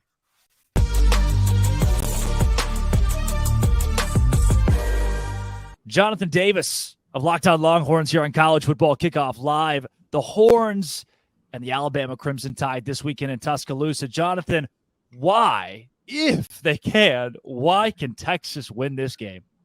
Because I think you're going into Tuscaloosa with a team that can match the talent level of the team you're playing, the Alabama Crimson Tide. And I think Steve Sarkisian said it perfectly in his media availability. You have to go in there and beat the 2023 Alabama Crimson Tide, right? You're not playing the Alabama Crimson Tide of the last 17 years, or the Nick Saban of the last 17 years, all of those coordinators and all of those players that have made, Alabama the class of college football. And I think when you look at this team, they're strong in the trenches. Obviously the offensive line didn't look great against Rice, but, they certainly have the talent to go into Alabama and, play really good football on the outside. They have a ton of weapons at, wide receiver and tight end. They have a really good running back room, and that defense, although the offense didn't look great against Rice, the defense looked ferocious. So I think you have a ton of talent on this Texas football team. You have a great coaching staff, and you have a team that's eager to win a big game like this and put themselves back on the map as a program. And so that's why they can go into Tuscaloosa and get the win, because they have a ton of talent and a team that's hungry and ready to put themselves back with the blue bloods at the top of college football. Jonathan, reluctantly, as the host of Locked On Big 12, which you are leaving, we will not be fraternizing for very long. I sadly do have the Texas Longhorns beating Alabama, the gut feeling there. But my problem with this is the Texas offensive line, which was supposed to be so big and bad this year, was pretty meek and mild against Rice. And Quinn Ewers of 2023 looks a lot like Quinn Ewers of 2022, who just wasn't great. He was okay. Am I right there? Yeah, no, I think you saw some of the same things that I saw when I watched the tape. Fans were a little anxious because I think they were coming out year 3 under Steve Sarkisian and expecting the second coming of the 2020 Alabama offense. And when you see your offense go out there and score 1 touchdown and 3 field goals in the first half, I don't care how vanilla you've convinced yourself Steve Sarkisian was, that's just not acceptable. Now, they did come out, the first 3 drives of the second half and score touchdowns, but it's fair to question if Rice was able to give Texas some trouble on the offensive side of the ball. What can that defensive unit in Alabama do? So, yeah, the offensive line is going to have to be a lot better. It looks like we're going to have a different starting right guard, which I think is the right decision on Saturday. And I think Quinn Ewers is going to have one of those type performances that we've seen beat Alabama over the years, a Johnny Manziel, a Joe Burrow, Trevor Lawrence, a Deshaun Watson. I hate bringing up his name, but he's just one of the ones that came to mind. But it's going to take one of those type performances from Quinn Ewers to win on Saturday. And I can't blame people for saying they haven't seen it for 11 games. What makes you think it'll happen in the 12th? Xavier Worthy, to me, will be, I'm going to say it, he'll be the best player on the field on Saturday night. I was way higher than him than a lot of the national media who left him off of All-American pages. I thought that was insane. I think Xavier Worthy is an All-American caliber wide receiver. Does it take a 2-touchdown, 100-yard performance from him, something spectacular from him or somebody else on the offense for Texas to win? Absolutely, yeah. And I think that, you could say it's going to take a great performance from the running backs, but when you look at Bijan Robinson and Roschon Johnson not being able to run the ball on Alabama last year, it's hard to say, okay, well, Jonathan Brooks and Cedric Baxter will, right? When we know how much talent, Bijan Robinson has. Like I said, I think it's going to take, a Heisman-type performance, a generational, legendary-type performance from Quinn Ewers. And if he's doing that with his arm, that means somebody has to be doing it catching the ball. And I think Xavier Worthy is the most likely candidate for that. We know in Steve Sarkisian's offense, he wants to stretch the defense. He wants to get down the field, and nobody does that better probably in the entire conference in the Big 12 than Xavier Worthy. So I think that, if Quinn Ewers is to have a big game and have a game capable of beating this Alabama team, then that means Xavier Worthy probably got past Kool-Aid McKinstry a few times for touchdowns. What does a win in this game on Saturday mean for the University of Texas? Yeah, I think, I said this on an episode with our Locked On SEC host and our Locked On Bama host. A lot of people in that building looking for validation, right? I think Steve Sarkisian, we know what he is as an offensive play caller and play designer, but he's kind of close to 500 as a head coach, 14-12 at the University of Texas. I think this would be his signature win. We talked about Quinn Ewers a little bit off the record, right? I think, 12 games later, we're still waiting to see what we saw at South Lake Carroll. We're still waiting for him to live up to the hype. This could be that validation for him. And for a team that is in the blue bloods, a team that you can't tell the story of college football without. The last 10 years, they have not lived up to expectations. The last 10 years, they have been the laughingstock of college football. This would validate them as being back on their way, at least, to being one of the top programs in the sport. So a lot of people in Austin, Texas, looking for validation on Saturday. And if they win, I think a lot of them will get it. You did say the word back. You slipped it in there. You put some other words around it, but I did hear the word back somewhere in your response for Texas winning this game. Jonathan, when it comes to that conversation of Texas, Texas is back if they beat Alabama. This is the best team on the UT schedule all year. That's not an argument. If the Longhorns win this game, it's at 12-0 or bust. No, I don't think if the Longhorns win this game, it's 12-0 or bust. I think you came into the season saying that you needed to win a Big 12 championship and at least compete for the college football playoff. I think, whether you win or lose this game, that goal is still in reach. And, it's hard, when you're going out there and, teams are competing against you. It's a competition and they're trying to win as well. So I'm not going to sit here and say because they beat Alabama, they should go out there and win 10 straight games, but as long as they get to the Big 12 championship game and win it, or at least put together a very good effort, then I think that's the goal at the end of the season, regardless of what happens on Saturday. You don't want to go out there and, start smelling yourself if you beat Bama, right? Because what we've seen from Texas is the type of team that'll beat Bama and then lose to that Baylor product we saw against Texas State 2 weeks after. Jonathan, final score prediction. My final score prediction, 27-21. The Alabama Crimson Tide, unfortunately, for my Texas fans listening. I just think both teams are very evenly matched, but I think we're on the road in front of 100,000 people. And we talked about those offensive inconsistencies against Rice. It could be Sark holding back the play calling, but I think I saw a little bit more than that on the tape. Offensive line, a little shaky. Quinn Ewers not doing well adjusting to the pressure, and he's going to face a ton of it on Saturday night. And I think Jalen Milroe will struggle a little bit on Alabama's side, but he has that superpower of being able to take off for 40, 50 yards whenever he wants and score a touchdown. And I think that'll be the difference. So I think Alabama wins the battle in the trenches. I think Jalen Milroe makes a few more splash plays, and Alabama wins 27-21 on Saturday night. Unfortunately. Take the Horns +7. That's Jonathan Davis, Locked On Longhorns. Yes, sir. Hook 'em.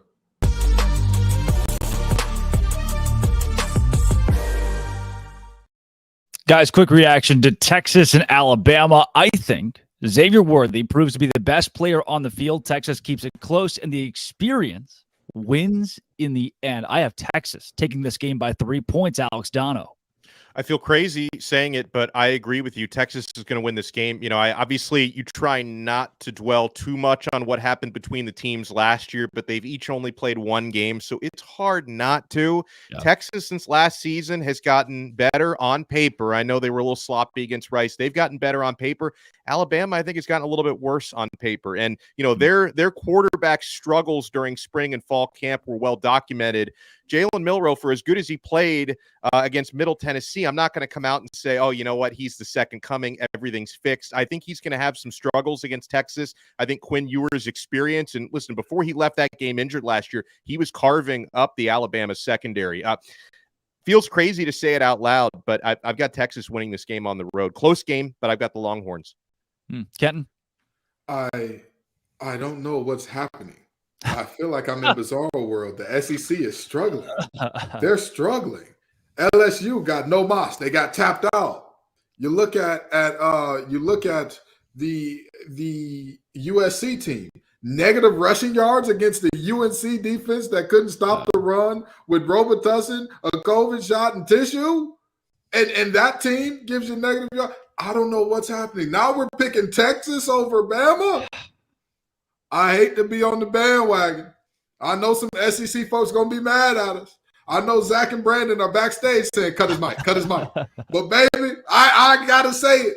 Texas wins this game. And I want to say something about Texas being back. Jeez. From 1999 through 2009, Texas had as many national championship appearances as they had seasons with single-digit wins. Those 2 single-digit win seasons were 9. Folks, stop saying Texas is back until you no longer have to ask if they're back. They're not back until you don't have to ask the question anymore. If you're talking about those Mac Brown glory days, you're not back until there's no more questions. The question is, should this team be on the field with Texas? That's when you're back. That's when you're back, buddy. Well, let me add one thing in, because, Kenton, this doesn't have to be an SEC versus somebody else conversation. I mean, the SEC, they can basically already claim Texas. If Texas wins that game, the SEC can say, hey, they're going to be with us next year, SEC versus SEC. So I don't think they'll lose any sleep over that. In the words of Kobe Bean Bryant, soft. They're not yours yet. They're not there yet, okay? That's just because the marriage is arranged doesn't mean that that's your partner in the house cooking up the food, balancing the budget and the checkbook yet. They're not yours. That's the Big 12 whooping on you. Don't be soft, SEC. Don't claim them yet. They still got to pay a payout ticket to the Big 12 to leave. Don't be soft. This is SEC, Big 12. What are you going to do about it, SEC? I don't, guys, we just all 3 picked Texas to win against Alabama on the road. They're going to pull our show before next week. All 3 of us going Texas over Alabama. Coming up next, it's another powerhouse team like Bama that still has a lot of question marks. It's Ohio State. Can they go to the college football playoff? But first, Dono. I remember when buying last-minute tickets to sporting events used to be a stressful experience. I don't know if I'm getting a deal. Am I getting ripped off? Guys, at game time, you are always getting a deal. You're never getting ripped off. They've got these flash deals on last-minute tickets. It's easy to find and buy tickets for every kind of event in your area. Sporting events, concerts. I'm taking my 5-year-old to Disney on Ice tomorrow. I got great deals at game time. Lowest price guarantee. The game time guarantee means you'll always get the best price. If you find tickets in the same section and row for less, Game Time will credit you 110% of the difference, guys. So download the Game Time app, create an account, and use our code LOCKEDONCollege for $20 off your first purchase. Terms apply. Again, create an account and redeem code LOCKEDONCollege for $20 off. Download Game Time today. Last minute tickets, lowest price, guaranteed.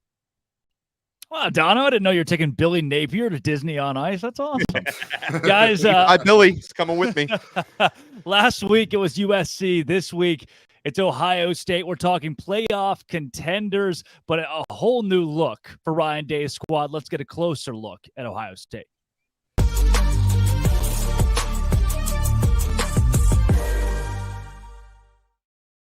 Jay Stevens of Locked On Buckeyes here on the College Football Kickoff live every Friday.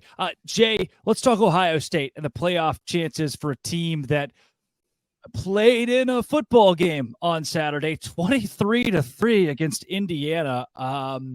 Interesting we're having this conversation just a couple of days removed from whatever that was. Yeah, it's weird, man. That game there, I was there, and I am still kind of baffled by what we saw from Ryan Day. The offense expected a little bit more, expected them to not be conservative. Offensively, my expectations were higher to see better play from them than what we got. However, on defense, buddy, you hold any opponent to only 3 points. I don't care if it's a Big Ten opponent, FCS, it don't matter. You're doing something right, especially when the opposition is running a triple option, which you really didn't spend much time practicing that week leading up to the game. Got to give it to the defense because they really showed up and played Buckeye football like we expected them to. Yeah, when I look at the highlights, when I go back and watch this game and see the way Kyle McCord played, he played like a guy who's starting his first ever game at quarterback for Ohio State in a Big Ten game, too. He didn't get a Southeast Missouri in game one. He got another Big Ten team. How do you assess his performance on Saturday? Looks like a guy that's starting. Now, he wasn't his first start. He started, I think, a year ago or 2 years ago against Akron, but his first Big Ten start, which is also on the road. So it's like context is one thing. Akron's one opponent, a G5 school. Indiana's a Power 5 Big Ten school. It's still on the road. So, like, it's still tough. It's very, very tough, especially with the way Indiana's defense played. Their front seven played a whole lot better than expected. Number 44, Casey, and some other guys, Moore, number 20. They were making plays all day, making things hard for the Buckeyes offense. McCord looked like somebody who really kind of making his first start or first Big Ten start. Yeah. But there are ways for McCord to get better, like easy ways. I'm not talking about like, hey, bro, like you need to try to do a better job of working through your progression. Like, yes, that's a thing as a quarterback. But I think some of the throws that he missed that were either low or high or just outside of the outstretched arms of a receiver, those things can be fixed. We would have a different view on McCord's performance if he had some of those throws that were off, one to Fleming over the middle, one to Harrison Jr. that got called back due to Harrison Jr. stepping out of bounds. If those two throws are completions, we're looking at McCord's performance a whole lot different than we are now. The numbers are one thing. The play is another. But also I do think when you put all that together, McCord's quarterback who is starting week 2, and I do believe is the right guy going forward to start week 3, start against Notre Dame, and beyond. Jay Stevens is not falling for the overreaction Monday that everybody get. Backup quarterback's always the most popular guy in town after week 1, Jay. But this Ohio State team, Ryan Day, if they're going to make the college football playoff again this season, what has to go right? And is this a playoff caliber roster? Roster, yes. I think it's easily a playoff caliber roster. I don't think there's any question about that or any doubt in my mind that this roster is a playoff caliber roster. I think a lot of things have to look at the offense. That was not the conversation most people were having going into the season, but listeners of Locked On Buckeyes realized that the defense I thought would be okay. Offensively, new quarterback, what's the running back rotation? And even in week 2, I know what I think it should be. I don't know if the coaches have it set in stone what it will be Saturday against Youngstown State. Receivers, you got to get those guys involved. 3 of your 5 starting offensive linemen, they're new. You're going to have some growing pains early in the season. We saw those week 1. And so I do think for the Buckeyes to make the playoff once again, a lot of questions are on the defense. The offense. Defensively, I think they'll be fine. I think they'll be one of the surprising units in the Big Ten, maybe in the entire country. with how fundamentally sound they are week in and week out. But a lot of it goes to how quickly do you get things fixed with quarterback? How quickly does the offense get and stop playing conservative football? Do you beat Notre Dame? If you don't beat Notre Dame, your chances of going to the playoff go down drastically because you got Penn State at home. That week after, I do believe it's Wisconsin on the road. You got Michigan on the road in Ann Arbor. You got a Maryland team, and their defense is playing better than advertised. The Buckeye schedule, it's not the easiest this year. Look at the offense. The Buckeyes want to get to the playoff. That offense has to play better. So, Jay, what you just pitched me is this schedule is really tough when it comes to trying to win enough games, the right games, to make college football playoff. Because, look, if you beat everybody else but lose to Maryland, you're still in. You still got a shot at this thing. So where do you stand right now? Does Ohio State make the college football playoff in 2023? Woo! Before the season, I said yes, and I don't think I've seen enough ball to change my mind. I do think the Buckeyes make the playoff this year. I just think this roster is too talented, and I do think over the next few weeks, I say few, I do think you're going to see something special from Ohio State against Notre Dame. And I don't know exactly why I think that, because based off one game, I don't have a reason to think that. But my gut tells me the offense will not be a well-oiled machine, but will be a whole lot better. The running backs will be a whole lot better. They'll start targeting the two receivers that are future potential first-round picks. So I do think by Notre Dame week, the game plan is going to be tweaked drastically. The defense will play a whole lot better. The rotations will get tighter for that game, because in that game in South Bend, if you win that game on the road, night game on NBC, you're telling the world, hey, we know what happened week 1. We know we got 2 lesser opponents week 2 and week 3, but this is Buckeye football. And Buckeye football shows up on the road and wins big games. So, yeah, I still have them in the playoff. That can change over the next few weeks, but I have not seen enough ball to change my prediction. Yeah, you're seeing a team grow up in real time here, Jay. And a lot of these playoff hopefuls, Georgia, another, need progression over the course of the season. We'll see if Ohio State can keep up with it. Jay, thanks for joining College Football Kickoff Live. No problem.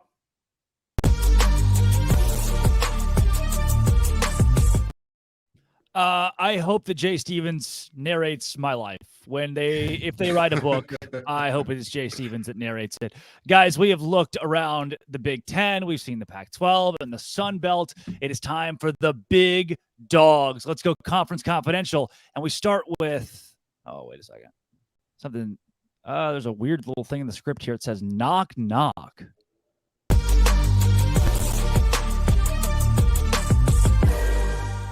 Hey, who's there? Get it? Because that's the Big 12. That's who's there. It's kind of a big week for us, to be honest with you over here, because last week was so bad.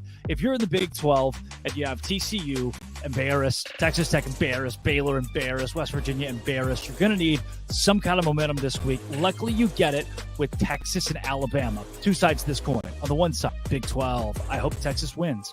On the other side, SEC. If Texas wins, that's an SEC win against an SEC team, and it gives them momentum. But then again, if Texas beats Alabama and then Kansas State beats Texas, or TCU beats Texas, what does that do for the Big 12? That's a lot to digest this week. I do think Texas wins in Tuscaloosa. Baylor, Utah. Utah was originally favored by 4, over under 47. Now that spread is 8.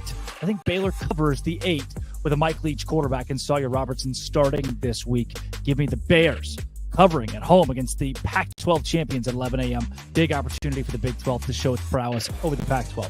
Kansas, 3-point favorites against Illinois. Illinois struggled with Toledo. Give me the Jayhawks.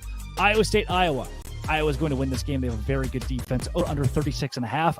Take the under. Iowa -4 covers, though. Like final score 20-13. SMU, Oklahoma. Who cares?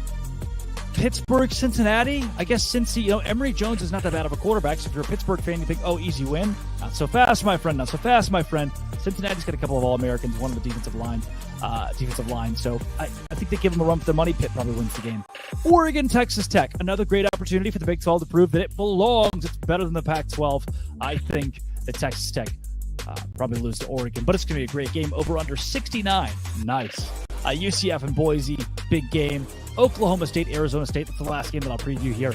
Oklahoma State will beat Arizona State by 45 points if it wants to in Tempe. They are 3-point favorites. Hammer that. Huge week in the Big 12 to bounce back from last week's debacle. Big 12. going to have a big one.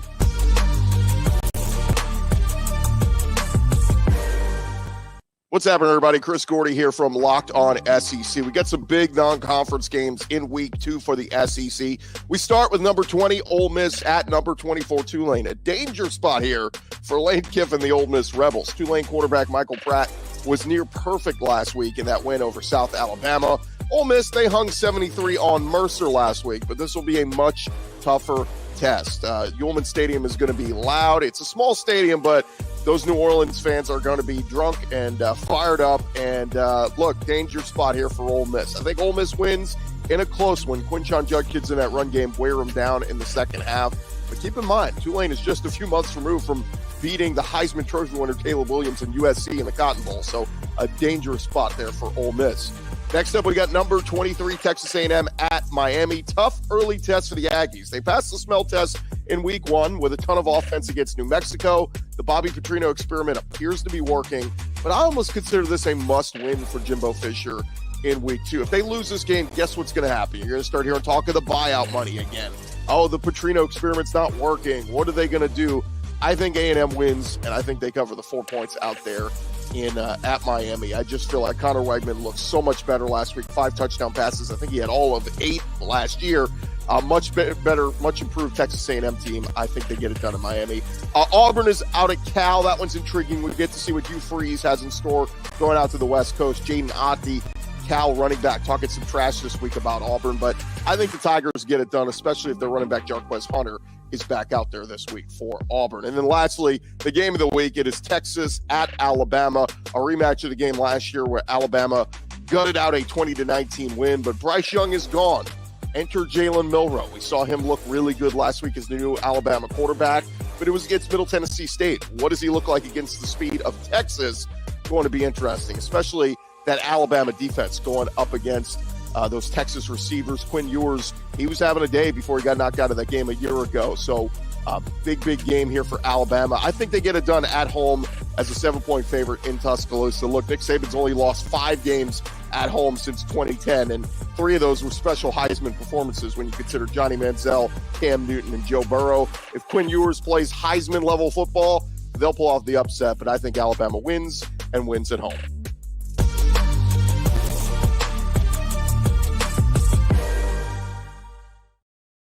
Guys, the only conference we're missing here, the ACC. Kenton Gibbs, what do you like over the East Coast? Well, I know that y'all, didn't get the ACC's conference confidential because y'all wanted to hear me and Donald talk about this thing on there since we got 2 ACC guys here. But let me tell you this.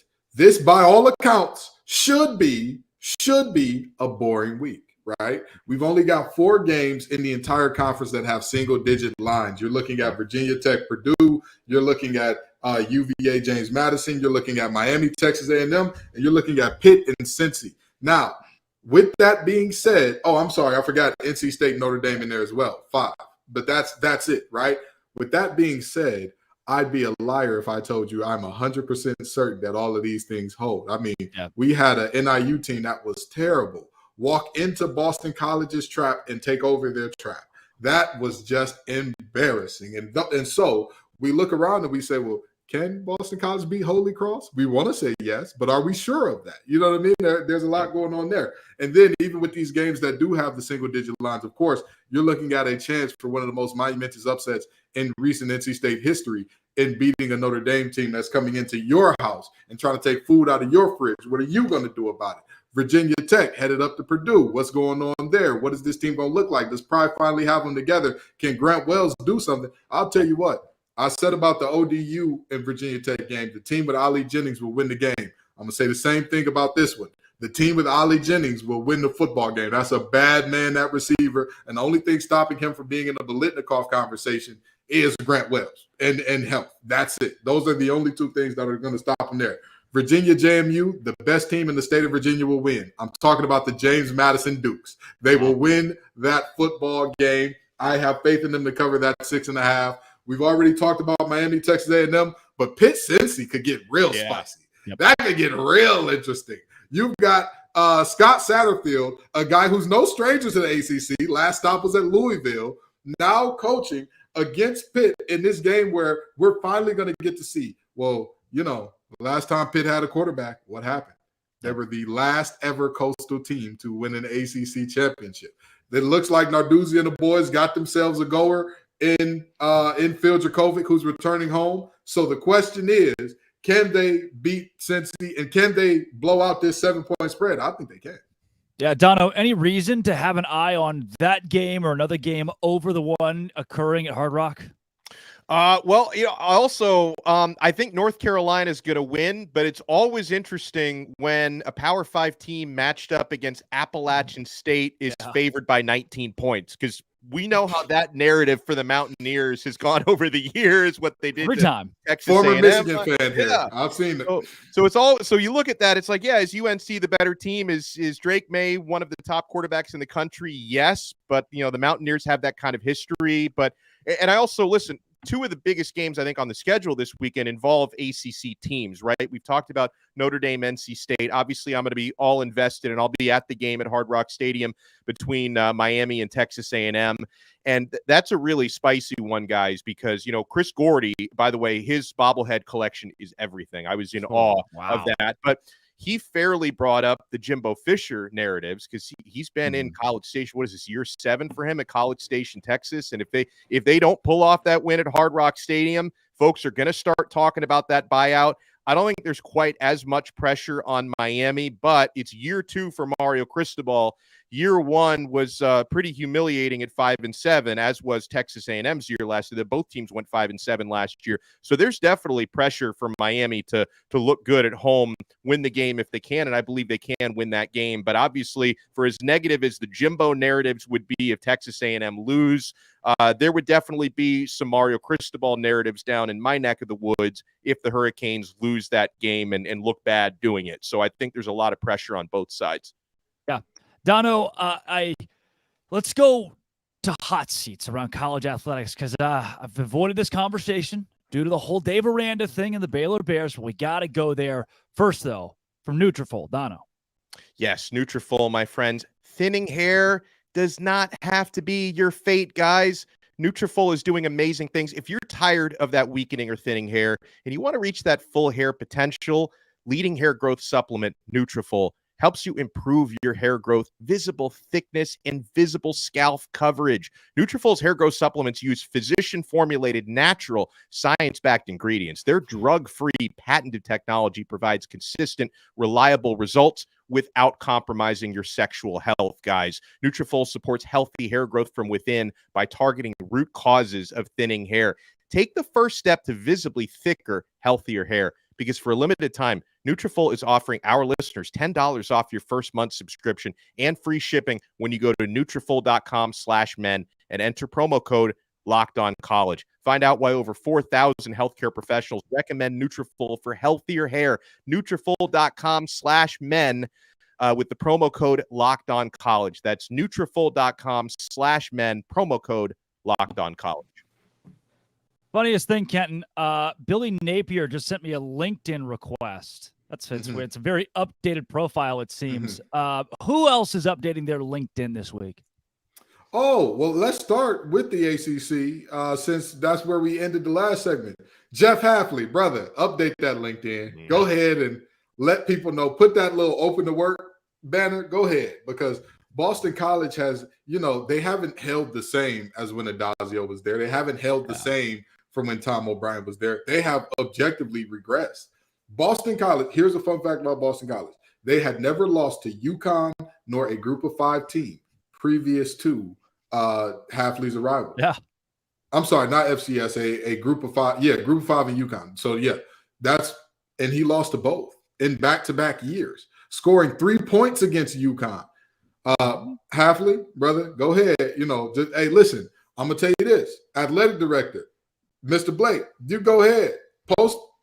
Put that purple hiring banner on your profile, because we know in search of head coach qualifications must be a winner. We know it's coming. So let's just go ahead and get the formalities out the way, get the pleasantries out the way. Tell them, hey, Jeff, it's been real. It's been fun, but it ain't been real fun, brother. Go ahead and hit the road jacket. Don't you come back no more, no more, no more, no more. Dono, who do you got? Who's feeling the heat for you? Well, listen, you stole a little bit of my thunder when you brought up G5 Billy Napier. Oh no! They muted him. Did our production muted team? him? Yeah, Production muted. We have a Florida. We have the host of Locked On Florida, part of our production team, so that's why he got muted. Go ahead, Dono. Tell the truth. He already knows. And listen, I just get yourself familiar with LinkedIn Jobs, Billy, because I think G5 Billy's going to get a little bit more time there. He's going to get into year 3.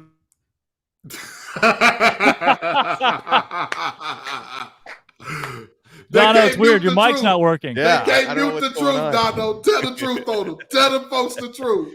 Bullying is working on me in this case, because I also want to remind folks that I don't know if Dabo Swinney even knows what the internet is, because he's so behind on everything else when it comes to NIL, recruiting policies. But if someone can direct Dabo to a computer, you might want to at least complete a LinkedIn profile. Okay, just complete that profile, because if the Tigers don't get back on track after getting blown out by Duke, he might need to spruce up that resume a little bit and log on to LinkedIn Jobs. Now, wait a minute. In Dabo's defense, and I hate to say this, because you're making me defend Dabo all willy-nilly. That hurts my pride. Friday's supposed to be a good day for me, Dono. Friday's supposed to be a great day, but here you go. Got me defending Dabo. Dabo has the type of leash where he can afford one actual down year. Because last year, everybody said, oh, that's a down year. No. That was a down year for Clemson. That wasn't actually a down year. Double-digit wins, New Year's Six Bowl, conference championship. That's not a down year. Now, he can afford one. If they go like 5-7, 6-6, something like 6-7 or whatever this year, he'll be okay. You do that again, and don't worry about it. You know, he don't even got to update his LinkedIn. Just going down there and try coaching those receivers in Tuscaloosa for a while. You know, I know that they got a carousel of former great coaches that are about to get churned back out. So that may be Dabo's fate. But I think for now, his seat is a little warm, but I'm not ready to say it's hot. You know, some of these coaches, their seats are hot as fish grease. I'm looking at you up in Minnesota. They ain't liking rowing the boat, brother. If you don't show and prove something against the teams you got coming up here, you know, you're going to be looking at some problems. So I'm just saying. Throw a little PJ Fleck out there. Yeah, Fleck got to get it. Fleck got to be in on it. I want to, I don't know how to react. How often do you see a head coach cry on the sidelines in the middle of a game? Yeah. I mean, there's the one human side of me that thinks, guy's probably going through the ringer right now. And then the other side that thinks, we can't do that. We cannot cry on our sideline. Butch Jones at Arkansas State actually took a shot at Tennessee fans this week. He was like, oh, yeah, all the pressure on me is not even coming from our fan base. It's coming from, effectively, he insinuated Tennessee. It's like, Butch, everything you could say, you have just done a terrible job, and you cried on the sidelines in a 73-0 loss. Him and Neil Brown are tied for the hottest seat, though Neil is so fired that he doesn't have to cry, because he's just like, all right, all right, where am I going to be? Where am I going to be next? And then maybe the greatest jaunt into the hot seat conversation of all time, Dave Aranda, just not there. And then this week it's like, oh, well, I guess I got to fire him. In the span of 24 hours, it went from, guys won a Sugar Bowl and a Big 12 championship. What are we talking about? To, this could be a 1-5 start. Dave Aranda's gone. Jeff Grimes, the offensive coordinator, is the new interim head coach. And the Big 12 has a couple of guys that are fired after this season. What seemed like a one-seat, hot seat conference is now 2 after Dave Aranda lost to Texas State. But guys, it's time to whip around some of the poppiest, biggest headlines in all of college football. We'll take you around the nation with our czar of Locked On College. We have Heisman. Do we have a Heisman frontrunner already? Is it over in Colorado? Zach Blackerby, let's go.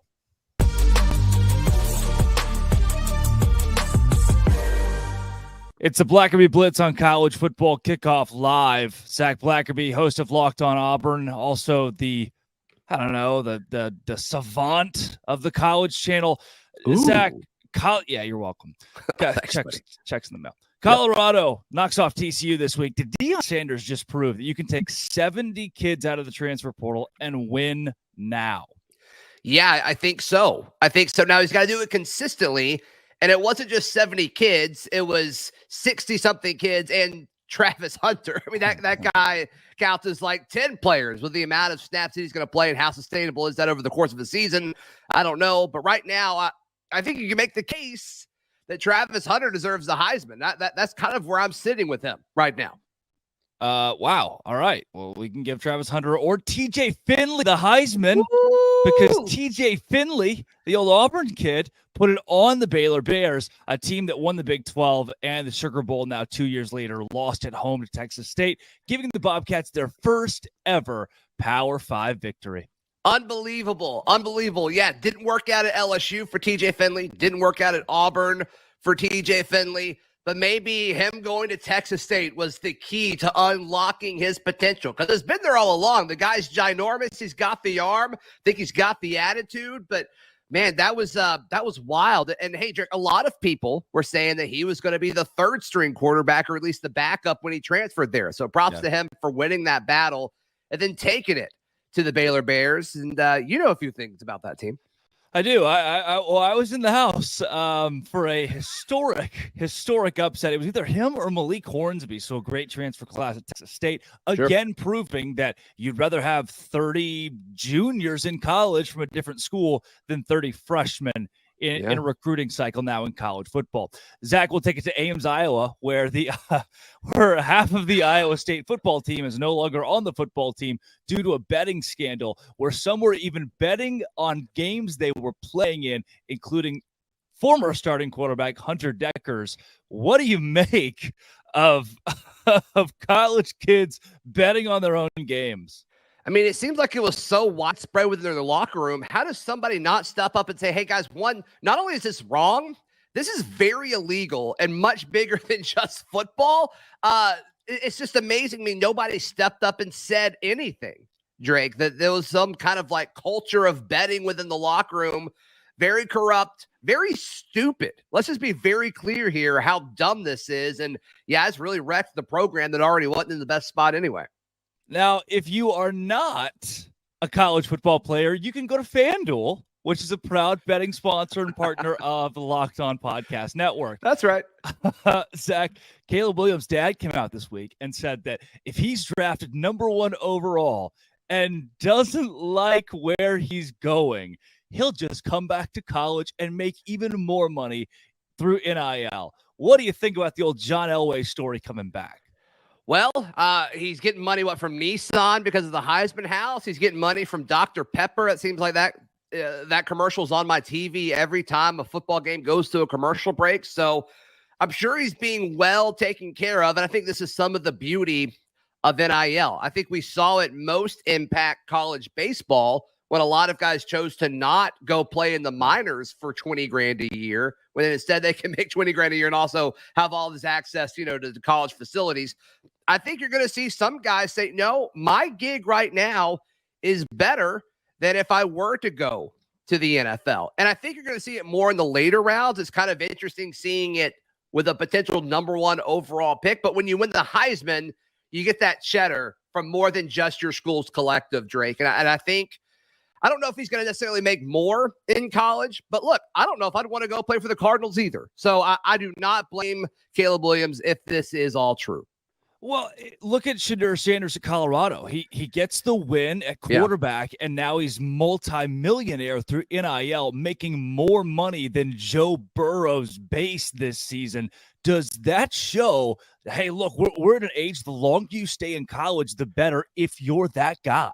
Yeah, if you're that guy, it's all about, the name, image, and likeness. I think NIL shifted to, almost some pay for play with all these collectives popping up. But it is more than that. At the core of it, it is still about NIL. And these folks that are making a lot of money, I cover Auburn, Swinney Lee, the best gymnast in the world. She's a gold medalist, for the most recent Olympics. She made a ton of money, but it really wasn't from Auburn. It was from Dancing with the Stars and all these other big brands that partnered with her.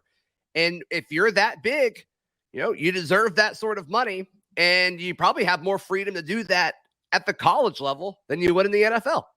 Couple more, Zach. We'll take you back out to the South. Clemson Tigers got drubbed by the Duke Blue Devils. Yikes. And Dabo is in Spain without the S. What do we do about Dabo Swinney? I think you got to start asking the question, if he doesn't have the best quarterback in the country, how good of a coach is he actually? I mean, this is a guy who had loaded teams with Taj Boyd, and he was throwing to guys like DeAndre Hopkins and Markevius Bryant, I believe, was on that team as well. Andre Ellington, and they couldn't get it done with that roster. But hey, Trevor Lawrence was really, really good. Deshaun Watson was really, really good. Kind of makes you wonder, if he doesn't have the best quarterback in college football, how good of a coach is he?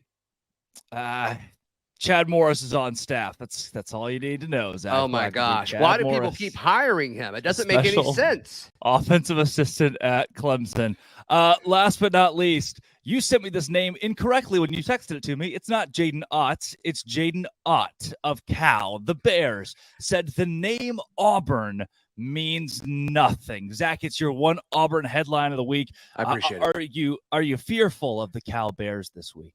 I'm not. I'm actually less fearful after he's kind of shooting his shot.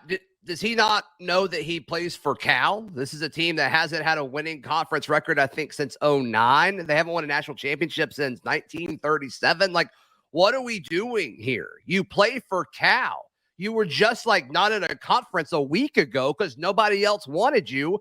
And you're having to stoop to the level of joining a conference where the rest of the schools are 12 hours away from you because you don't really have a say in the matter. So we'll certainly see. It's going to be the latest kickoff in Auburn football history. I think that may impact the Tigers, unfortunately. But look, I'm all for it. We're not going to get a whole lot of opportunities for this. ACC After Dark. How about that? Gross.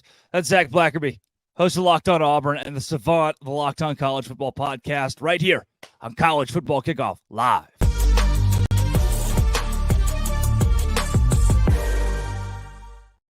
Wouldn't you know, that was me on Tuesday, and thanks to Nutrafol, this is me today. Kenton Gibbs, which of those headlines really sticks out to you?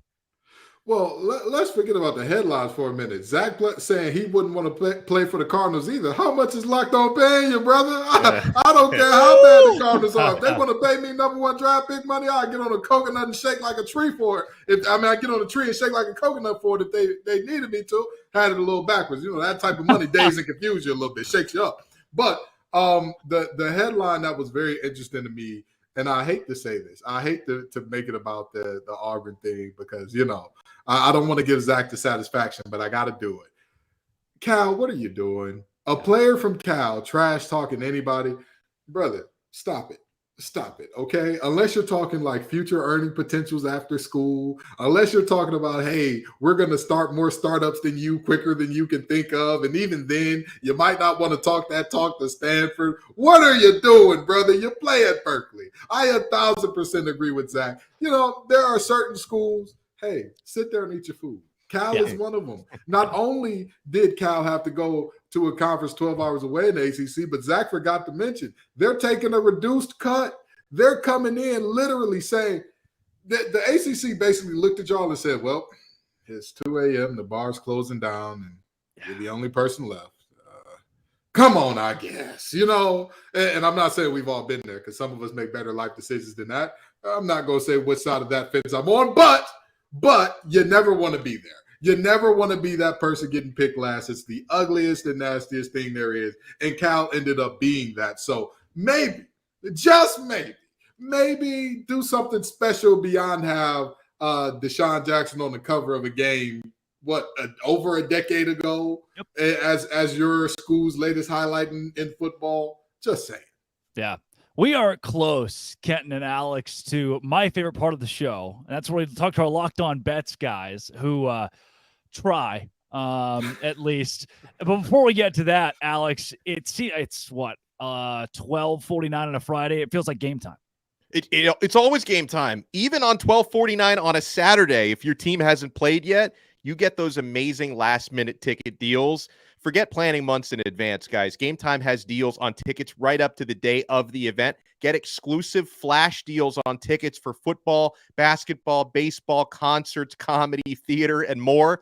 I used to get stressed out by the last-minute ticket experience. Now I embrace it. And the game time guarantee means you'll always get the best price. If you find tickets in the same section and row for less, Game Time will credit you 110% of the difference. So download the Game Time app, create an account, and use code LOCKEDONCollege for $20 off your first purchase. Terms apply. Again, create an account and redeem code LOCKEDONCollege for $20 off. Download Game Time today. Last-minute tickets, lowest price, guaranteed. Guys, last week we laughed and laughed that the level 2 lock of the week was West Virginia plus 20.5. And West Virginia did not cover 20.5. We all had it right, but we take it back to our betting experts we heard earlier from Locked On Ole Miss host Stephen Willis on why he thought the Rebels would cover. And Lee Sterling, your boy Q, Locked On Bets, they see this matchup with Tulane and Ole Miss a little bit differently. What the WTF? How about a top 25 matchup between Ole Miss and Tulane? Both teams come in 1-0 on the young season. FanDuel.com line on this one. Ole Miss minus 7.5 versus Tulane. Break this one down for us, Lee. Yeah, Tulane has been thinking about this game. It's what I call the circle game since they lost 61-21 in 2021. Popular pick last week of handicappers around the country was for South Alabama to knock off Tulane. People don't realize Willie Fritz, amazing coach. He coaches these kids up. They don't get in trouble. They do it the right way. They develop, and they have a home field advantage. How about this? Last 4 seasons, they're 16-4. 16-4 against the spread here at home. Ole Miss can't stop decent offenses, and when Michael Pratt, the Tulane quarterback, is healthy, he is one of the best college quarterbacks in the country. He's their emotional leader here, and it's going to be sold out. They built this small stadium, like 30-something thousand, and every seat will be sold. I think it's going to be a great game, but 7.5 points at home, way too much. I think Ole Miss escapes 34-31, but I'll take the points here in the Green Wave. Oh, man. Yeah, I love it. 30,000 people sell out. Yeah, that'll get Ole Miss here. Half the fans are going to be Ole Miss fans. My level 5 lock of the week, I'll put my toe on it. Give me the Ole Miss Rebels minus 6.5. I think our entire panel is going to agree. I already said it earlier, so I can't disagree, Drake. I did say earlier, I think Ole Miss covers. I think their talent is going to let them pull away in the fourth quarter. So do you put the toe back on if Mississippi State cover? Like, how does that work? I get a toe back. Can't I get a toe back? I don't know if rigor mortis was set in the toe by that point. It'd be. I don't even know what that means, Kenton. I don't even you're using French words now. What are we doing here? Fair enough. This is America. I'll speak American, and I'm going to speak some very plain, locked on level 8 host talk here. The truth is, I don't know why our locked on bets guys want to cost these people money. I don't know what's going on. I don't know if they got an inside deal with FanDuel or something. Like, hey, we'll feed them bad info. Y'all put a little extra in our pot. But boy, I'll tell you what, I don't see.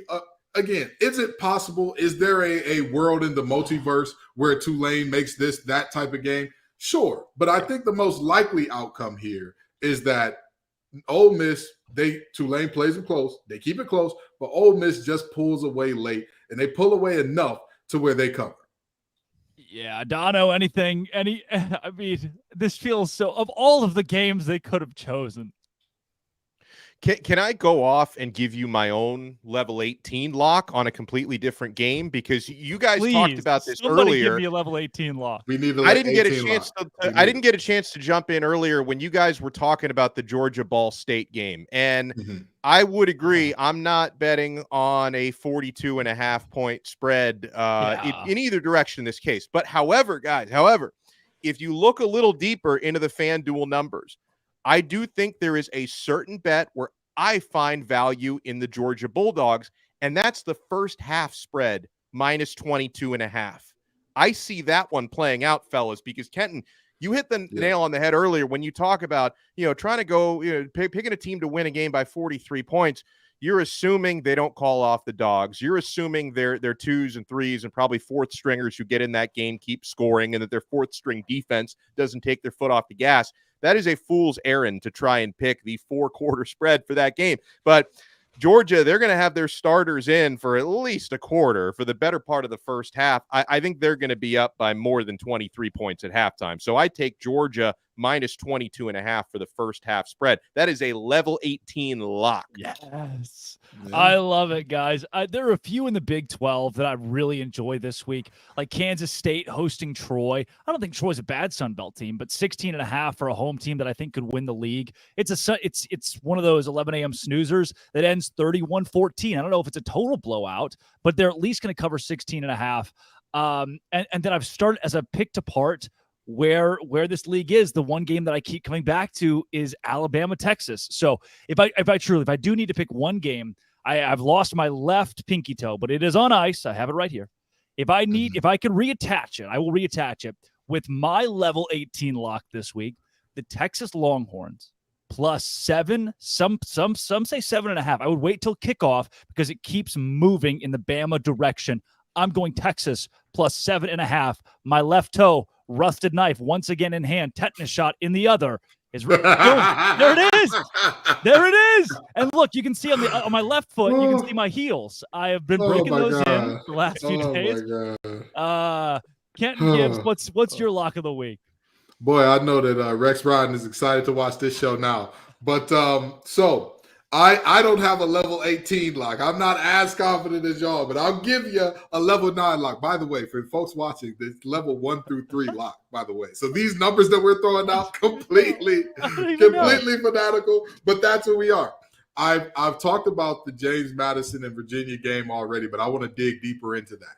Last year, James Madison was one of the best run-stopping teams in all of college football. The only team that stopped the run at a higher clip than them or better than they did last year was some team that plays in Athena or Athens or something like that, some Bulldogs or something. I don't know. They're not the Dukes. That's all I know. And that team is going to be looking at a Virginia team that, objectively speaking, the wide receiver talent isn't really there. The best thing that they've got is a running back core that's fairly deep and all that. And when I look at that matchup, I say to myself, 6.5 is generous, because if James Madison wins by a touchdown, they get this thing done. I'm going to give you a direct quote from Tony Elliott last week. Us playing this game is a win.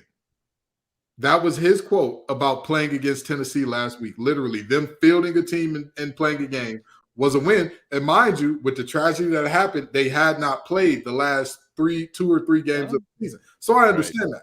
But with that being said, James Madison ain't going to feel sorry for you, buddy. That's not, there's no moral victories. There's no show up and we're happy for James Madison. James Madison going to show up and say, this is our state. We got to prove that this is our state. And we'll see the Dukes do more than put their Dukes up and win this one handily. I love it. 2-minute warning, guys. 30 seconds. Dono, your biggest take this weekend.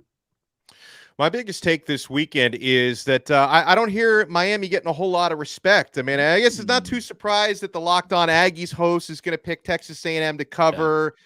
Chris Gordy, he's caping up for the SEC. He's got Texas A&M covering no problem. I am really, really curious to see how that game between Miami and Texas A&M plays out at 3:30 p.m. tomorrow at Hard Rock Stadium. But, this reminds me, we had a conversation about Colorado and all the new scholarship players. 30 seconds, Dono. All right. Well, Miami's got a much different roster this year, and I think it's going to be a much different game.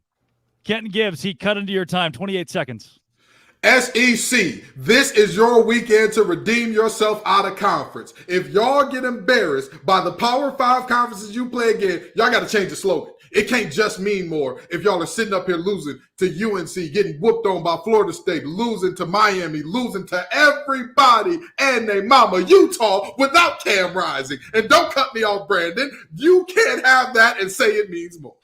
Boom. The Big 12. Texas Tech beats Oregon. Baylor beats Utah. Texas beats Alabama. The trifecta to cover up a terrible weekend last weekend. And I'm not biased. Neither is Alex Dono of Locked On Canes. Kenton Gibbs of Locked On ACC. And I'm Drake Toll of Locked On Big 12. This has been College Football Kickoff Live. Thank you for making it your lunchtime listen every single Friday.